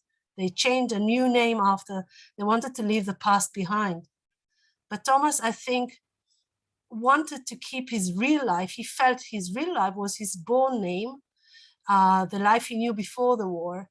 And he wanted to keep the life of the Holocaust under pseudonym, and to be part of the past and go on living his real name. So he finished his final exams, and he had to pick an occupation. And Thomas, as I said, I'm sorry, Yifat, we want to make sure that we have time for you to be asked questions. So I don't know if you're at a good place where you can sort of wrap up. Yeah, I would wrap up in 3 minutes, okay? Yep. I'll do that. Sorry. Yes. Anyway, Thomas finishes again. He decided to become a building engineer. That would play a role later in his life. And in 1950, he has the best surprise of his life. His father, they find out that his mother perished in the camps, did not survive the Holocaust. And a bit later, his father is remarried. And Thomas got a present to his 20th birthday, a baby sister, Judith, and become a big brother. And being that, he decided that his life cannot be in England. He wanted to be part of the new Jewish state. And he decided that his father now has another child and he can leave him. And he is leaving to Israel. In the 1950, he leaves to Israel. He became a building engineer. He takes part of building Israel, the new state. He is becoming an officer in the army, also using his skills as an engineer. So the skills of the boy from Auschwitz, being a bricklayer, became his life a role later on. He marries, gets 3 children, 9 grandchildren, 1 great-granddaughter, and that's his sister Judith. His first testimony comes out just in writing in 1958, one of the first book out of testimonies, 1958, Youth in Chains. Later on in 81, the big event of gathering of Holocaust survivors. Up to that time, no one knows of Thomas' history, none of his friends. But in that gathering, he finds one of his friends from the camps that he wrote about, Gert. And And he reads the book and he tells Thomas, every word you wrote is true. That was our lives. And from that moment, Thomas understands that his role is to be the storyteller for all his friends who perished. And in 85, the book comes out again with some of his drawings. In 97, the book with all of his drawings in Buchenwald, as well as a documentary film. And since then, Thomas goes around Europe for over 20 years, or almost 30 years around Europe, talking to students, schools, people, thousands of people in schools, telling about the history and become an active witness. The newest book now republished again, thanks to our dear friend Charles Ingerfield, another journalist who found Thomas. Is a whole story. I don't have time, maybe in the questions, be happy to tell you about how Charlie found Thomas. Thanks to him, the testimony is out again, this time with 56 of Thomas' drawings. This is the US version. This is the UK last version, and this year it came out again in a pocket version with few amendments, few changes that we found in the text again, just to keep it to the original, loyal to the original. This is Thomas' email and website. We are renewing his website soon. You're going to be able to see all of his drawings in the website with explanations. But everyone is welcome to write and ask questions, and Thomas is very happy to share. And just leave Thomas to say last words, and then we can go to questions. People ask me if I'm happy about my new book. Well, there's nothing happy about the past, but it is good that the 40 prisoners who helped me to survive 2 years of concentration camps have all become alive again. All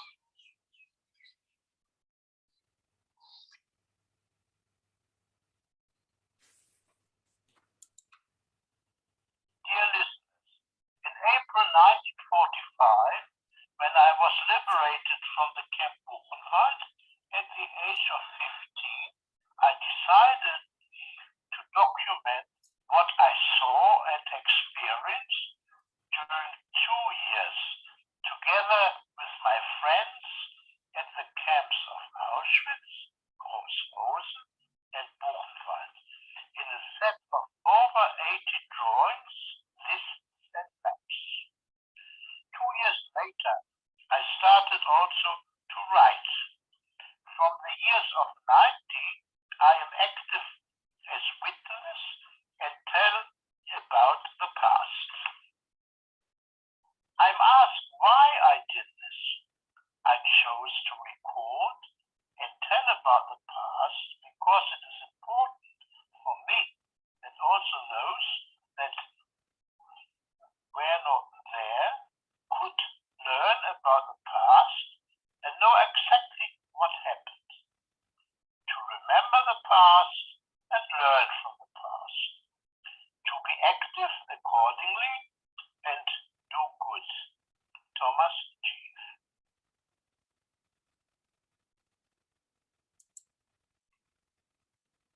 Wow. Let me step in here. This is, we all need to take a wow breath. Fantastic. I'm so happy that you could present to us your father,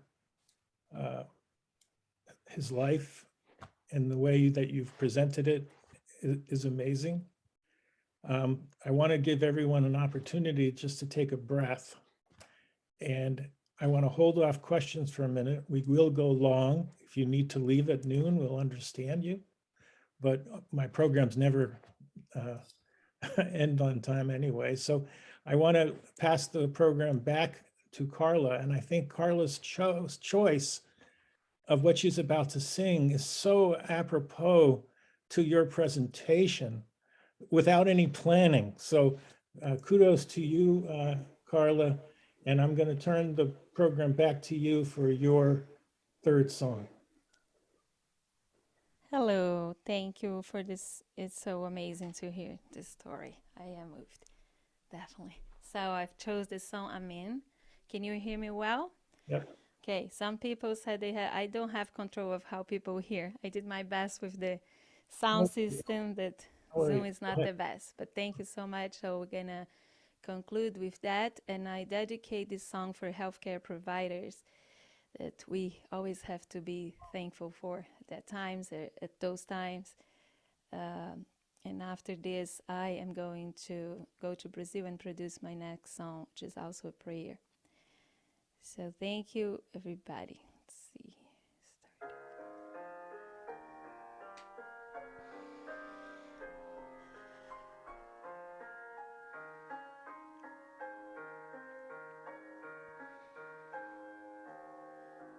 בתפילה אמן,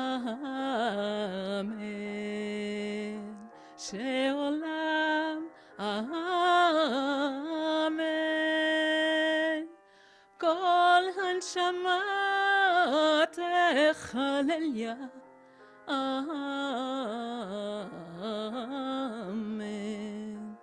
ותן ברכת שלום ושמור על ביתנו, קרב אותנו לחלום שבתוכנו, תן תמיד ברכה במעשה ידינו, פתח ליבנו שתמיד נשיר לך.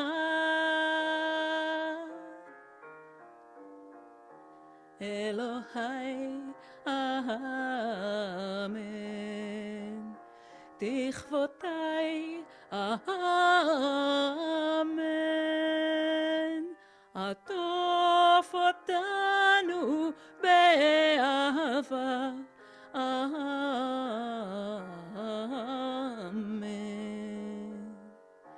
תן לנו חיים ושמור עלינו, תן שתתגשם אהבתנו, תן לנו ברכה האר פנינו, פתח ליבנו שתמיד נשיר לך. לעולם אמן, לכולם אמן, הזכת רוח האדם אמן,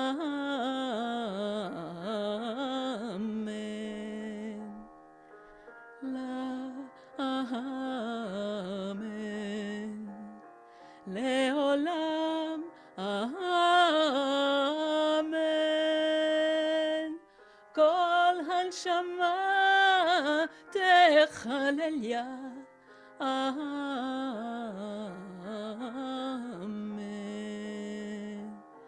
כל הנשמה תחלליה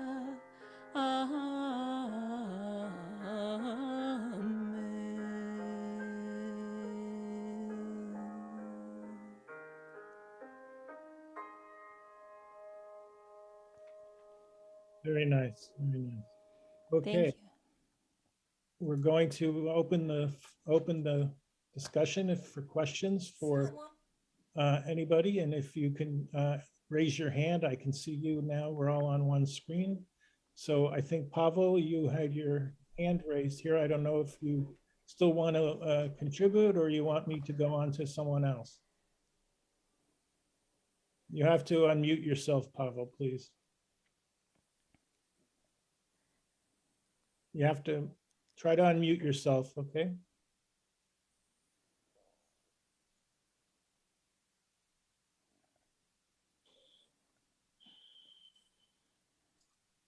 Can you hear me? Yes, I can. Go ahead.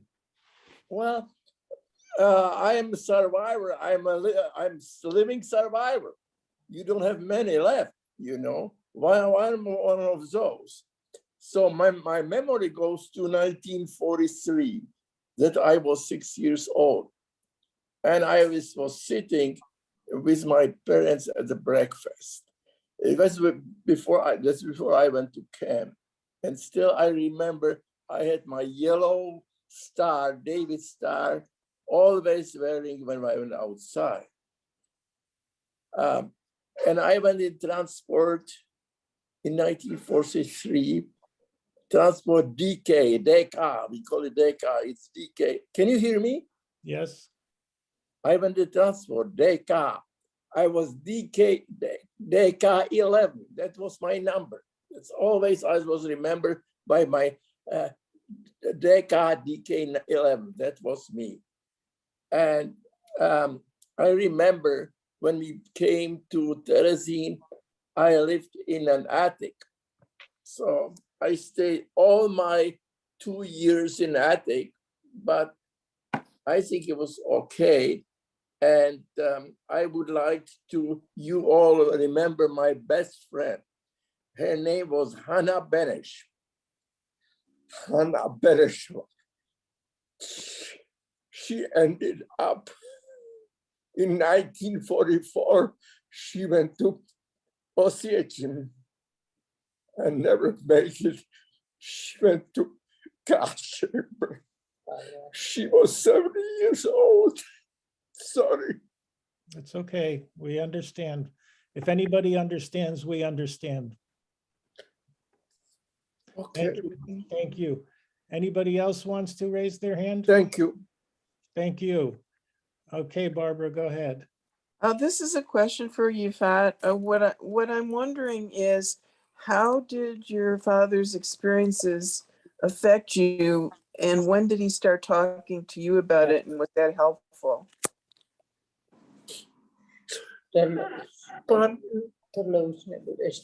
Our hearts with you, Pavel. Pardon me. Our hearts is with you, and thank you for sharing. And we remember every name, every person, forever. And for your question, Yeah, I remember another good friend with Rafael Sommer, Stepan Sommer. His mom was Mrs. Sommerherz, and she was the piano player there. And he was my best friend there. And I remember those people. And then I like Misha Lauscher. She is still alive, and she lives in Prague. I don't know if you heard. Well, I need to give Yifat an opportunity to answer the question. Thank you.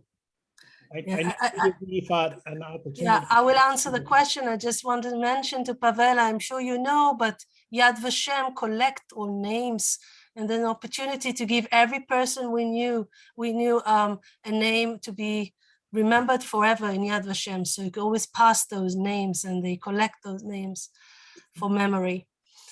For the questions, my father never talked directly to us. We knew, of course, he was a Holocaust survivor. We lived through that. From time to time, my mother shared a little bit of stories, but he didn't share those stories when I was younger. But we knew he wrote a book. So the first time I got acquainted to more of the story, when I was old enough to read the book, it was written in English. So I was 20 or 21 by the time I hardly had enough English to read it. I had used a dictionary and more or less understood through the book. But 8 years ago was the first time ever he allowed me to join him on his tours. He always went on his own to his tours. He took care of all of his testimony issues. He didn't want anyone to be involved. He really separated that life from his life here. But 8 years ago, that have changed. For the first time, he allowed me to join him, and that made a huge change because I became his partner, and he started to share more. And then we started all sorts of projects together, this book and others. And up to this day, I keep on studying about more and more information comes out. Every conversation we have, every time we go through a drawing, still more things are coming out, and I still learn from him. So it's a process, it's ongoing. Okay. Thank you. Rona, nice to see you, Rona. Hi, thank you. You know, I loved his drawing, the one that he, with the flashlight, that he represented the light by showing the darkness behind. I'm wondering, Yifat, do you have talent in art? And also, I know probably now that I learned of his profession, but So does he draw regularly? Like now, is he still drawing? And what is he drawing today? And where are all these 80 drawings kept? So the drawings are all kept. He donated them all in '85 to Yad Vashem. They're all kept under safe and special humidity because they're very gentle. So they will be kept in Yad Vashem. And he never drew before and never drew after. The only time in his life he drew were those drawings. But amazing things that I see it, you know, in those days, no one thought of drawings or art therapy. But when he arrived to Switzerland, they found those about those drawings. He hid them in the beginning, but then he showed a friend, and then the teachers saw it, and they thought it's an amazing idea, and they encouraged all the other boys arriving to draw their own experiences. Some of them took Thomas' drawings and asked him to copy, and some drew their own drawings. And up to this day, we keep on finding copies of people who copied his drawing, but you can see it's a different style, but it's the same scenario. So you can see, and Thomas hid his initials, his real initials, in every drawing. So some of them even copied that, they didn't know what it is. So it's interesting. But that keeps, you know, I think it's an amazing thing that just by his decision to draw those drawings to his father as a testimony to his father, how much it could help others to do the same. And nowadays we know the amazing role of art therapy. And myself, yes, I have this attached. I even thought to be an art therapist long before I knew of my father's work. I believe in the power of arts to therapeutic. And also in the book, you would see the idea that Thomas lived through a very dark life. The life in camps, he talks a lot about the colors in the camps. They were very gray and dark and black and white. And the first thing he did, drew his life through colors. And it's written in the book. That was his way to, again, to show his victory of spirit over reality. He gave back colors into life. And that was one of his messages. He didn't think of that when he did it. It was just out of his heart. And it's amazing, I think, this decision. Are there any other questions? If there aren't, we can catch up and maybe you'll think of something, but I do want to give you the opportunity to memorialize your family, your parents, with a story. So if you have a story, which I asked you to think about at the beginning of the program, and you want to share it with us, please let me know by raising your hand, and I will call on you. Oh, okay, Pavel, hold on a minute. Pavel, you'll have to unmute again. Sorry, there you go. Okay, now I'm unmute. Yes. Well, I remember 1944 when the Swiss Red Cross came to Terezin. I still remember that. I don't know if you know anything about that, but they came in 1944. And I was remembering, I was marching with the other group and singing, and we got a good food that day. I truly remember that. Good. And I remember other thing.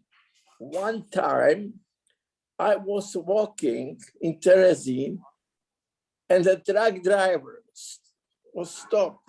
Truck driver came from outside, and he stopped by me and opened the door.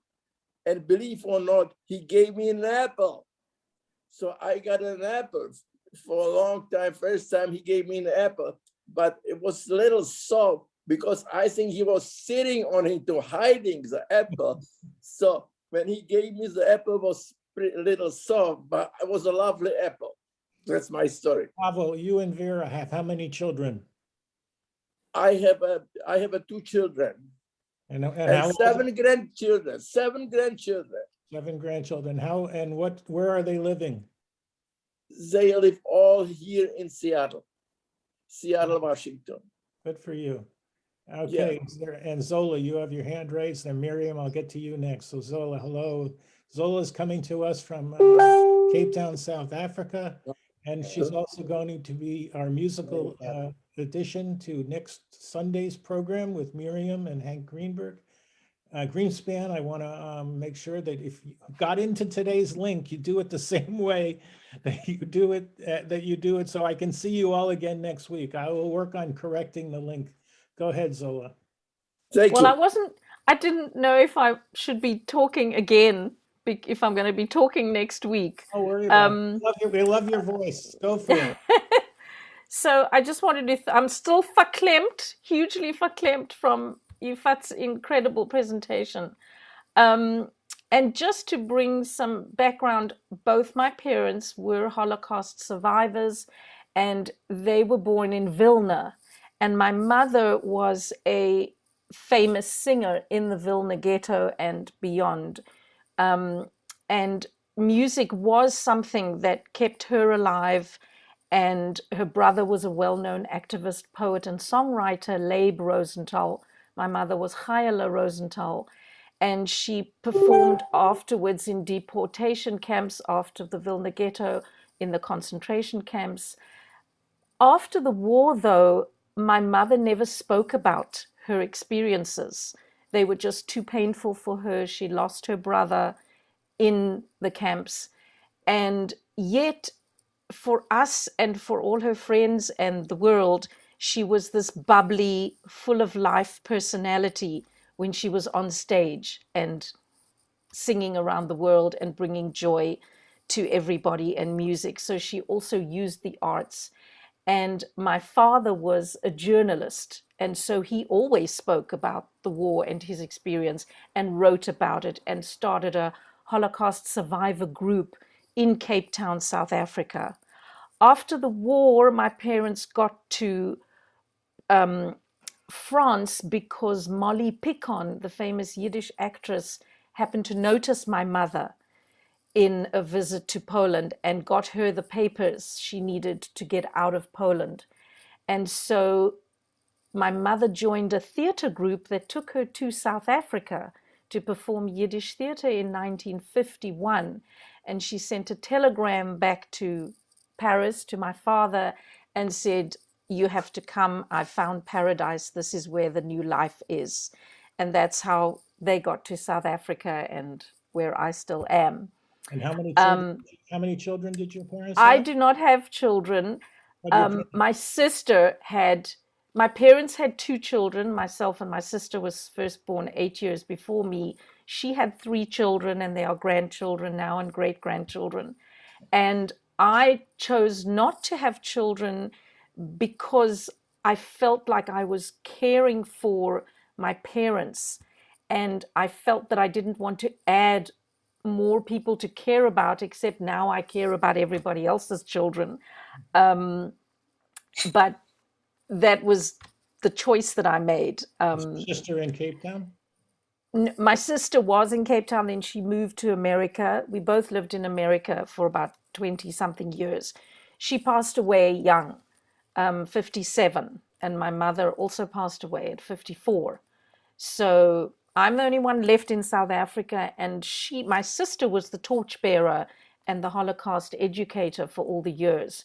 But them having passed on in the last decade is when I've come into taking on the responsibility, whereas beforehand I left it up to the firstborn child.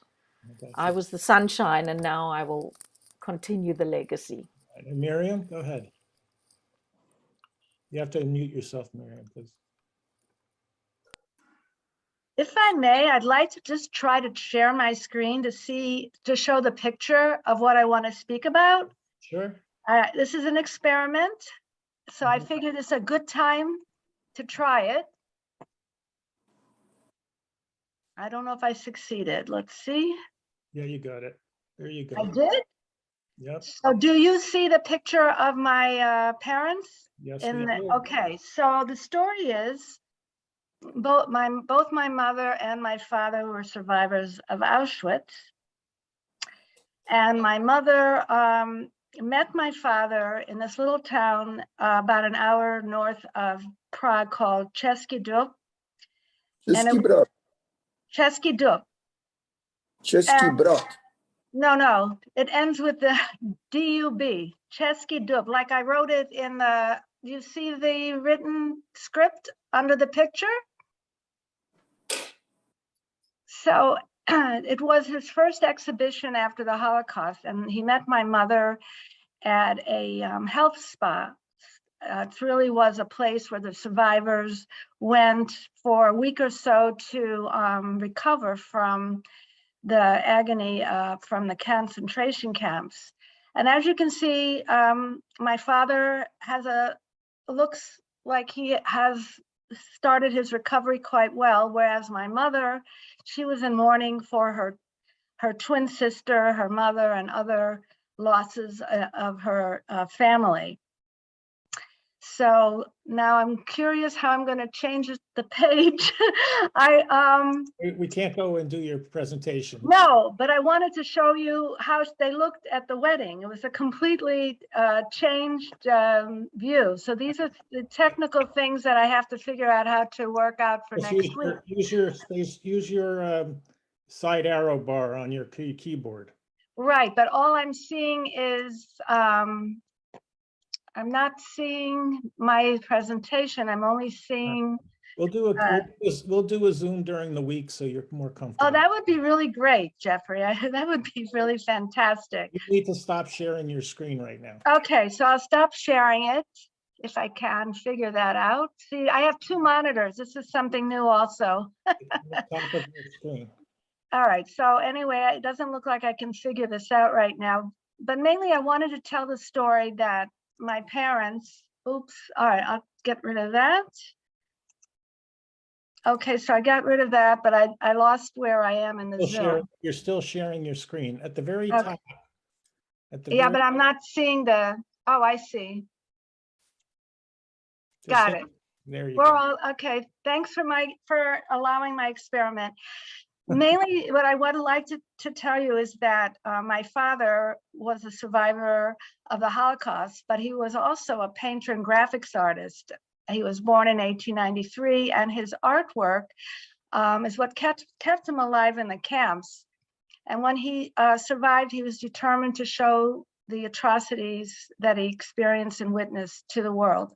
So this was his first exhibition. And then he continued, he married my mother in 1948, and they escaped the communists in 49 for Israel, where I was born. And what I learned from them is that, you know, the challenges of life, they just continue to persevere. They worked hard, and they managed to enjoy life and build a new life. They emigrated to the United States, where my father started a new career in commercial art.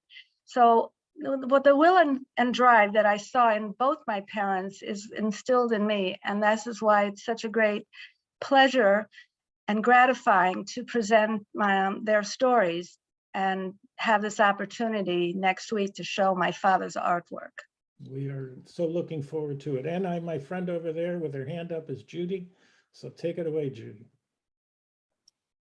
Hi, this will be brief. There's nothing really, both my parents were also survivors of Auschwitz. Their stories are very similar, although none of them were artists, except my dad owned a grocery store and he did make his own signs. So that was about it for art. But what was a little unique about my parents is that they were in the Feldafing deportation camp, displaced person camp, and they moved to Munich. And my father worked for the JDC.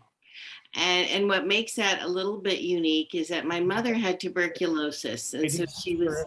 JDC for everyone, Judy?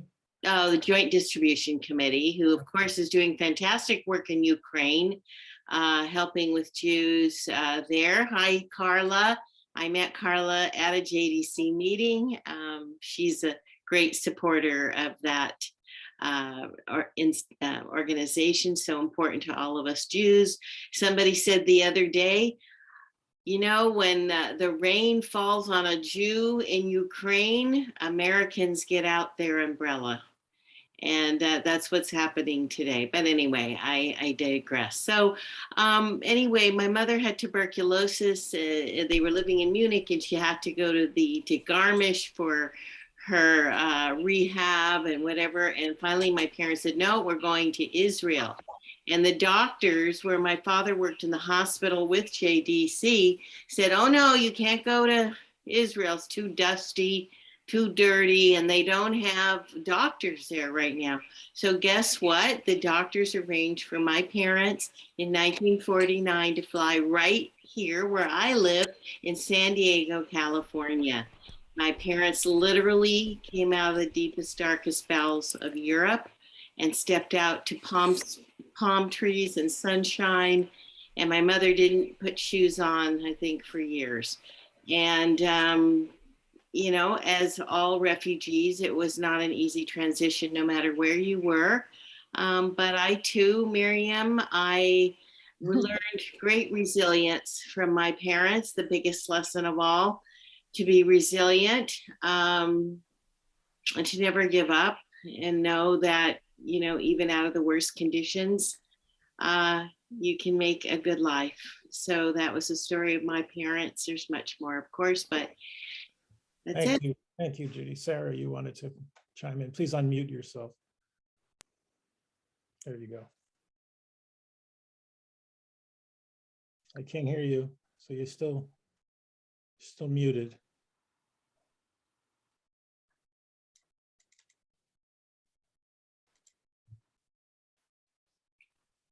I know why. There you go. There we go. I am not a parent or a child of survivors. My parents are not Jewish. However, I've been studying it since I was 4 years old. And I remember the first story I heard, and I've got three very, very brief stories. The first story I heard was from a couple who had come to my church to tell their story. And I will briefly tell you theirs. They were born at each of them, their names were Walter and Dina Oppenheimer, and they were both born in Holland before the war. And when the war broke out, they were teenagers. And they did not know each other, but their parents sent them to live in the countryside with two different Christian families who took them in and sheltered them and hid them. And one of the stories I remember was Dina saying that there was a day where the SS had come to the house. I don't know why, but the family hid her in the wall, and she was in the wall for over 8 hours. And the only thing she could think of is she had to go pee. But both her and Walter survived and came to America and ended up meeting here in America and married, and spent the rest of their lives telling their stories to anyone who would listen, to spread awareness of the Holocaust. My second story is my youngest granddaughter. Her other grandmother and I were speaking one day, just talking about a book I've been writing for a very long time. And she told me a story of her mother, who was born and raised in Munich. So her mother and her grandmother would go down to where Dachau was, and they would have potatoes with them. And when Germans would walk by, they would pretend to be throwing rocks and saying things that were not very nice at the time, but to placate the Germans so that they could send the potatoes over the wall to the Jews on the other side. And I thought that was that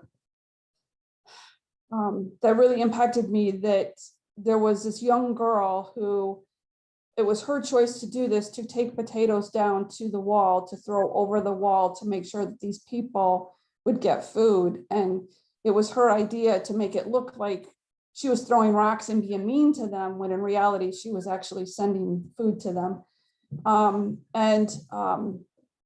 The third story is when I started writing this book, I pulled it back out again in 2010, and I had met this woman here in town who I did not know at the time was Jewish.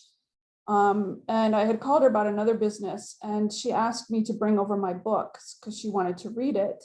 And I was very nervous. And because I didn't know, me being not Jewish, I didn't know how she would react to me writing about the Holocaust. And she told me her family story, that she lost almost all of her entire family in Poland.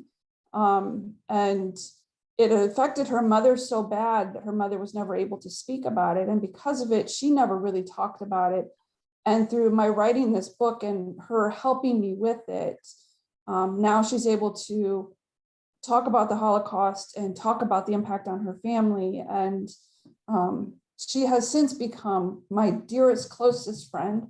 And I have adopted her as my Jewish mama. And she is teaching me so much about what it truly means to be Jewish. And so those are my three stories about how my impact with, what I've learned from being around people who have been in the Holocaust. I've met so many survivors. I could talk about it forever, all of their different stories and different things that they have shared with me. But those were the three that were the most. Well, Sarah, I want to thank you for sharing your stories. I want, on behalf of all of us, we want to thank you for coming and giving us a different lens to look at this, our education through, which is through you. And if you can tell us what your book is called, we would like to hear it. And if you put it in chat, we'd like to see we'd like everyone to see it. So if you can tell us what it's called, please do. I'm still in the process of finishing up the final revisions and editing. But do you have a title? It's actually, there are three. It's a trilogy. The first one is named For the Will to Live. The second one will be After the Fire. And the third one is Finding Aaron. And a brief synopsis, it's about a young woman who, because of some things that her brother, some situations that her brother goes through, her entire family has been arrested, her mother, her father, her husband, and she and her brother are forced to leave Vienna to escape the Nazis. And with the plan to go back to get her 2-year-old son, who is with a neighbor being cared for, and she's unable to go back to get him. So it's everything that happens to them. They both end up at Auschwitz. She ends up Okay, I don't want medical sterilization, but they survive. And private message, I'd love to talk to you about it. And Ava, if you're still there, don't see you on screen, but maybe you can get yourself back on screen. I have a question for you. And Mark, do you have any contribution to our discussion? I want to introduce everyone to Mark Newhouse, and Mark is going to be presenting with Joanne Gilbert in our May 15th program. So welcome, Mark, and it's nice to see you on screen again. And I'm sorry you had difficulties getting in like everyone else did, my fault, but go ahead, Mark. Sure. Yeah, I'm really overwhelmed by the program today. I thought it was wonderful. I really enjoyed it. I was born 2 years and 1 day after my mother was freed from Auschwitz. And it was always the shadow in my life. But I have to tell you, my parents never really talked about it. And I grew up with the idea that the Lodz ghetto was Anatevka from Fiddler on the Roof. Ignorance is bliss. It took me a long time before I actually learned the truth. And in all honesty, I have a tremendous amount of guilt by the fact that I lost a very important part of my family's legacy and the secrets of how they survived. So when I saw that beautiful, the artwork today, I thought to myself how much I wish my father or my mother had just made stick figures to show what they went through, because I can't really share with my grandchildren what I did not know until recently. I've also written books, but when I wrote them, I thought to myself that it was only to help my grandchildren learn what I did not know. And the first person I gave my first book to was a staunch, wonderful Catholic professor. And when he read it, he said, "Mark, this is an amazing book. You have to publish it. But I was still not convinced. And whenever I hear someone like the people I heard today with such passion and such emotion, I just think to myself, I'm so glad that I accidentally discovered what happened to my parents and to 250,000 people in the Lodge, that's how I have to say it in English, the Budge ghetto. And in a few weeks, I hope you'll come back so I can share the story with you, because I think that it changed my life. And my job now is to help other people see how knowing about the Holocaust should give us such a positive view of what we can do to help others. So thank you, Jeffrey. Thanks, I really enjoyed today's program, Great. and I'm honored that you asked me to present to you. Yep. And my cousin Ava's sitting here. Hi, Ava. Thank you. I'd like to come to you in a minute. But Ava, I'd love for you to tell the audience a little bit about your mom and what your mom did and what she donated to U.S. Holocaust Museum. So I think the story is amazing. And I forget to mention that you're speaking to the group in June. So we got my whole roster is here today. So that's exciting. Thank you so much, Jeffrey. And thank you for this wonderful program. Each and every time, I'm so addicted to it. I will miss everything else, but attend your programs because they are just amazing. And today's was also. So I was born in Czechoslovakia after World War II, and both my parents were Holocaust survivors. The part of Czechoslovakia that during the war was ceded to Hungary. So my parents became Hungarian. And because of that, my mother and all four of my grandparents were deported to Auschwitz in 1944. The Hungarians were the last ones to be deported. My father was in forced labor camps. And my father was married, had a daughter. His wife and daughter were gassed in Auschwitz. And my mother happened to meet them by coincidence in the ghetto. In Auschwitz, all four of my grandparents went straight to the gas chambers. My mother and her little sister, 16-year-old, were selected to go to the other side temporarily for work, which was never assigned. What happened is, after a few months in Auschwitz, my mother and aunt were selected to go to the gas chambers. But on that day, the Nazis ran out of Zyklon B. So they stood there all day, all night, and in the morning, an order came from Germany that they need workers in a munition factory. So they took the women from in front of the gas chambers, an additional few hundred women. 1,000 women were put on cattle trains and taken to Hessisch-Lichtenau in Germany. Hessisch-Lichtenau was one of the largest munition factories in Europe. And my mother, she was fluent in German, and the Nazis selected her to be a translator and a messenger.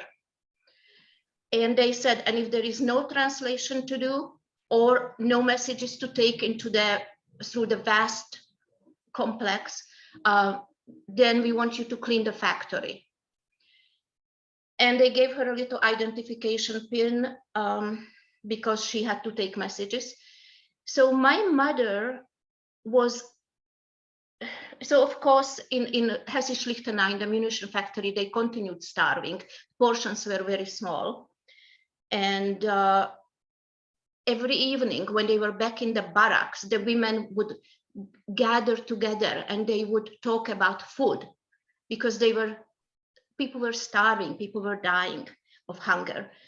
And when my mother was able to clean the munition factory, and so one day she found a stack of paper in the wastebasket.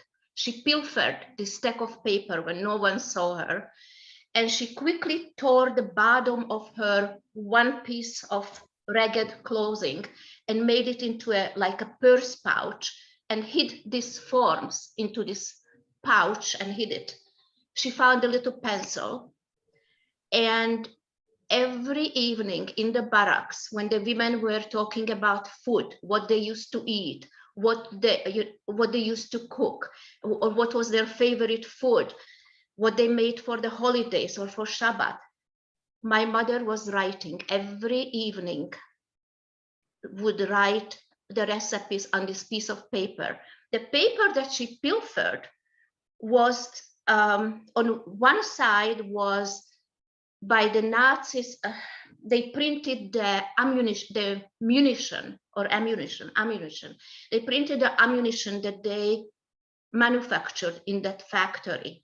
So on one side, it had the name of which type of ammunition they made, which annihilated the Jews, used to annihilate the Jews. And the other side was blank. And that's where my mother was writing the recipes. To make the story short, she was able to hide it all through the many months in Hesse-Schlichtenau, throughout the Death March, 2 weeks of Death March, and the recipes survived and went back to Czechoslovakia with my mother and my aunt. And my mother used those recipes throughout her life. And when we emigrated to the United States, the recipes came with us to the United States. And today they reside in the United Holocaust Museum in Washington, D.C. And how many are there? A little bit over 600. Wow. So, it's interesting because my mother, who was an Auschwitz survivor as well, never wrote and was an amazing baker. And you know that I write a column called In Mama's Kitchen. And never did I ever remember my mother ever writing a recipe or using a written recipe to make any of her bakes. And there were over a couple hundred. And when my sister in 2008 asked my mother a couple of years before she was going to pass to write a narration that she could finally formalize these recipes, my mother couldn't do it. A bissel of this, a pinch of that, taste it. And she put all these stupid answers into a scan, sent it to me. And in 2008, I didn't open it until I retired in 2016. And I figured I needed something to do. So my wife, Myra, said, why don't you start cooking and baking? And so I started baking. I took out the recipe and it was just like a hieroglyphics. I couldn't read a one. And since 2016, I have now perfected 50 of my mom's recipes, and I published them in social media. And Ava and I become good buddies. Ava's from Minneapolis, and so am I. I was there for 15 years. We never met in Minneapolis. We happened to meet on Zoom. And and please tell us the title of your book, which is fabulous. The title of the book is Hidden Recipes. I don't know if you can see. Yep. Hidden Recipes. And so I tell the story about my mother, but I also wanted to tell the story about my father. So I also tell my father's story and my other side of the family. And then at the very end of the book, I published I translated into English a few of the recipes. So there are some of the recipes. I don't know if you can see that. Yeah, but there are some pretty well known. I baked all of your recipes, Ava. Oh, you did all of, yes. There are some well-known recipes. I'm going to try to end this, Rona. I see you're again have a hand raise, or maybe you didn't move it down from the last time. I just want to make sure I don't omit. If you I could add something about my dad. All right, please. And anybody else who want to conclude with a comment about your parents, that's good. And I haven't heard from you, Jeanette. So. And Ava, I don't know where you went, so I hate to lose you, Ava, so come back. So go ahead, Ron. Oh yeah, so my dad's name was Marcel Baruch, and he was born in Dorhoi, Romania, and he in 1933, And he was, he lost everything he had. He was forced to go to Transnistria, which I understand is a little bit of right between Moldova and Ukraine, and lived in filth, forced labor. And then finally in 1948, he went to Israel. He served as a medic. He went to nursing school, became a registered nurse in Israel, and he worked as a medic in the army and fought in the Suez crisis. And then, interestingly, a woman that he went to nursing school, Rachel Rakovich, brought him over to America to study nursing and go to medical school in Washington, D.C. He never finished medical school, but he came to Columbia University and did a master's in public health, became the hospital administrator for Brookdale Hospital, and worked there for 33 years. And he was really like, made something of himself. And, I really value seeing all these drawings that Yifat showed us, because I don't really have much from my dad. But what I do have, I can show you. Later in life, he got cancer and wasn't able to really do anything, but he did start to do painting. And so he could show you some paintings he made. But yeah, this is like, he was disabled later in life, but he just took to painting. So maybe you can tell us a little about your younger sister and what's looking with her. Oh, so my sister Karen, I'm one of 3 girls, and each one of us has some magical power of grit. And Karen, my older sister, is a psychologist, and she wrote her second book on teens and grit and having resilience. So maybe one day she can present her book on the show. Yeah, we're talking, Karen and I, so it's cool. Okay. And I just want to ask Jeanette, is there anything you want to contribute? And then I also want to let you know, this has all been recorded. So to broaden out this educational platform, you can send this recording or have people visit the YouTube channel, which will be launching. This program will be on the YouTube channel tomorrow. So Jeanette, you're last, then I see Arnold's side handshake there, so I'll grab you. Okay. Well, no. You're struggling with the background, so I am struggling. Hold on a second. There we go. Yeah, put it in front of you. Yes. Yeah. Okay. This book, it was Brown Was the Danube. It's long out of print, but still available in various places. My aunt, my grandaunt, Helen Strom Hilsenrod, wrote the book, and it's essentially a diary of our family, a biography of our family through the Holocaust years. I lost family in the Holocaust on both sides. My mother was born in Alexandria, Egypt, and my father, Norbert, was born in Vienna, Austria in 1926. He had an uncle. He came from a line of, even though professionally he was a pharmacist, he came from a line of wonderful singers. They all had beautiful voices.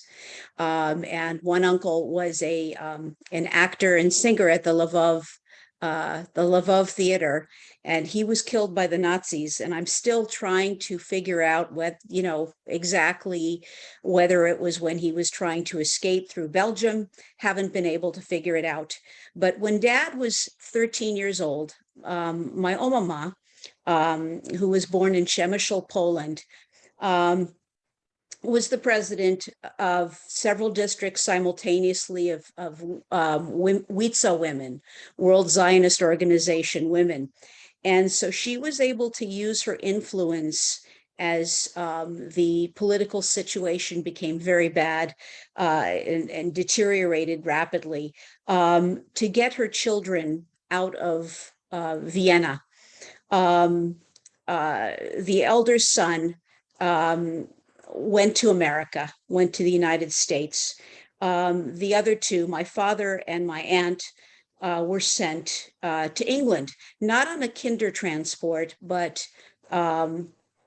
through other means, they were able to get through, where they were with refugee families. In those days, if one were not able to pay their debts, they were put in jail. And my grandfather was a poor businessman. Through the family, had many cinemas throughout Vienna, and he was not able to keep his end well. And so my father would go and visit his father in prison. And the last time he saw him, he wanted to give his father, he didn't know it was going to be the last time. He was looking at his father through the holes in the grid, the rails, and he wanted to hug, he asked if he could hug his son. And the guards would not allow it. And that was the last time he saw his father. He had a siddur, which I have now, that was basically his bar mitzvah gift. That was the last time he saw his father. So anyway, that is my story. And are you doing anything from a Holocaust education that I recall, or? Yes, I spent 6 hours, roughly 6 hours, interviewing my late father about his life, and he spoke of the Holocaust and how it affected his life. And he was very articulate, my dad, and it's just a beautiful record to have, and I have it all on videotape. Genealogy keeps it all alive for me, being able to, from both sides of my family, being able to have interviews that I took of all of my late family, both sides, sort of invigorates the family tree and makes it come alive. It's so important. Food is a great vehicle, as you spoke. Food is the universal language to keep these recipes alive, and also while we still have our senior members, to interview them, to memorialize them, and to introduce them in the living form to children yet unborn. That's the most important thing, is to keep our legacies alive. Thank you. And Thank Arnold, you. I'll give you the last word. Go ahead. You have to unmute, Arnold.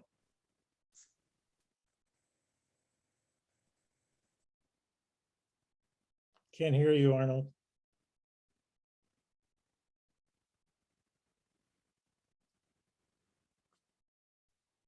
Now we lost your screen. So hold on a second. Now we can hear you, but we can't. Okay. We can't Well, see I just wanted to say that you did away with the screen. That's the problem. The presentations that you've arranged for in the past, and I know the ones you've got scheduled for the future, will be very impressive. I just wanted to comment on Yifat's presentation today. I just was really Why don't you tell a little bit of history about who you are, so that we know where you're coming from? Well, I've been for years a Jewish communal service worker, having served as the CEO in New Orleans and more recently in Jewish family service in Los Angeles. And I've had the opportunity to arrange for speakers and presentation throughout the years. In New Orleans, for example, our young leaders who we train to assume a leadership role in the community, we would always have people coming in, and certainly one place was to share their experiences with surviving the Holocaust. Today, I thought Yifat brought to us a beautiful presentation, obviously with the artwork, but I think Yifat, what was so clear to me and what was so impactful was your love, your devotion that you feel towards your father.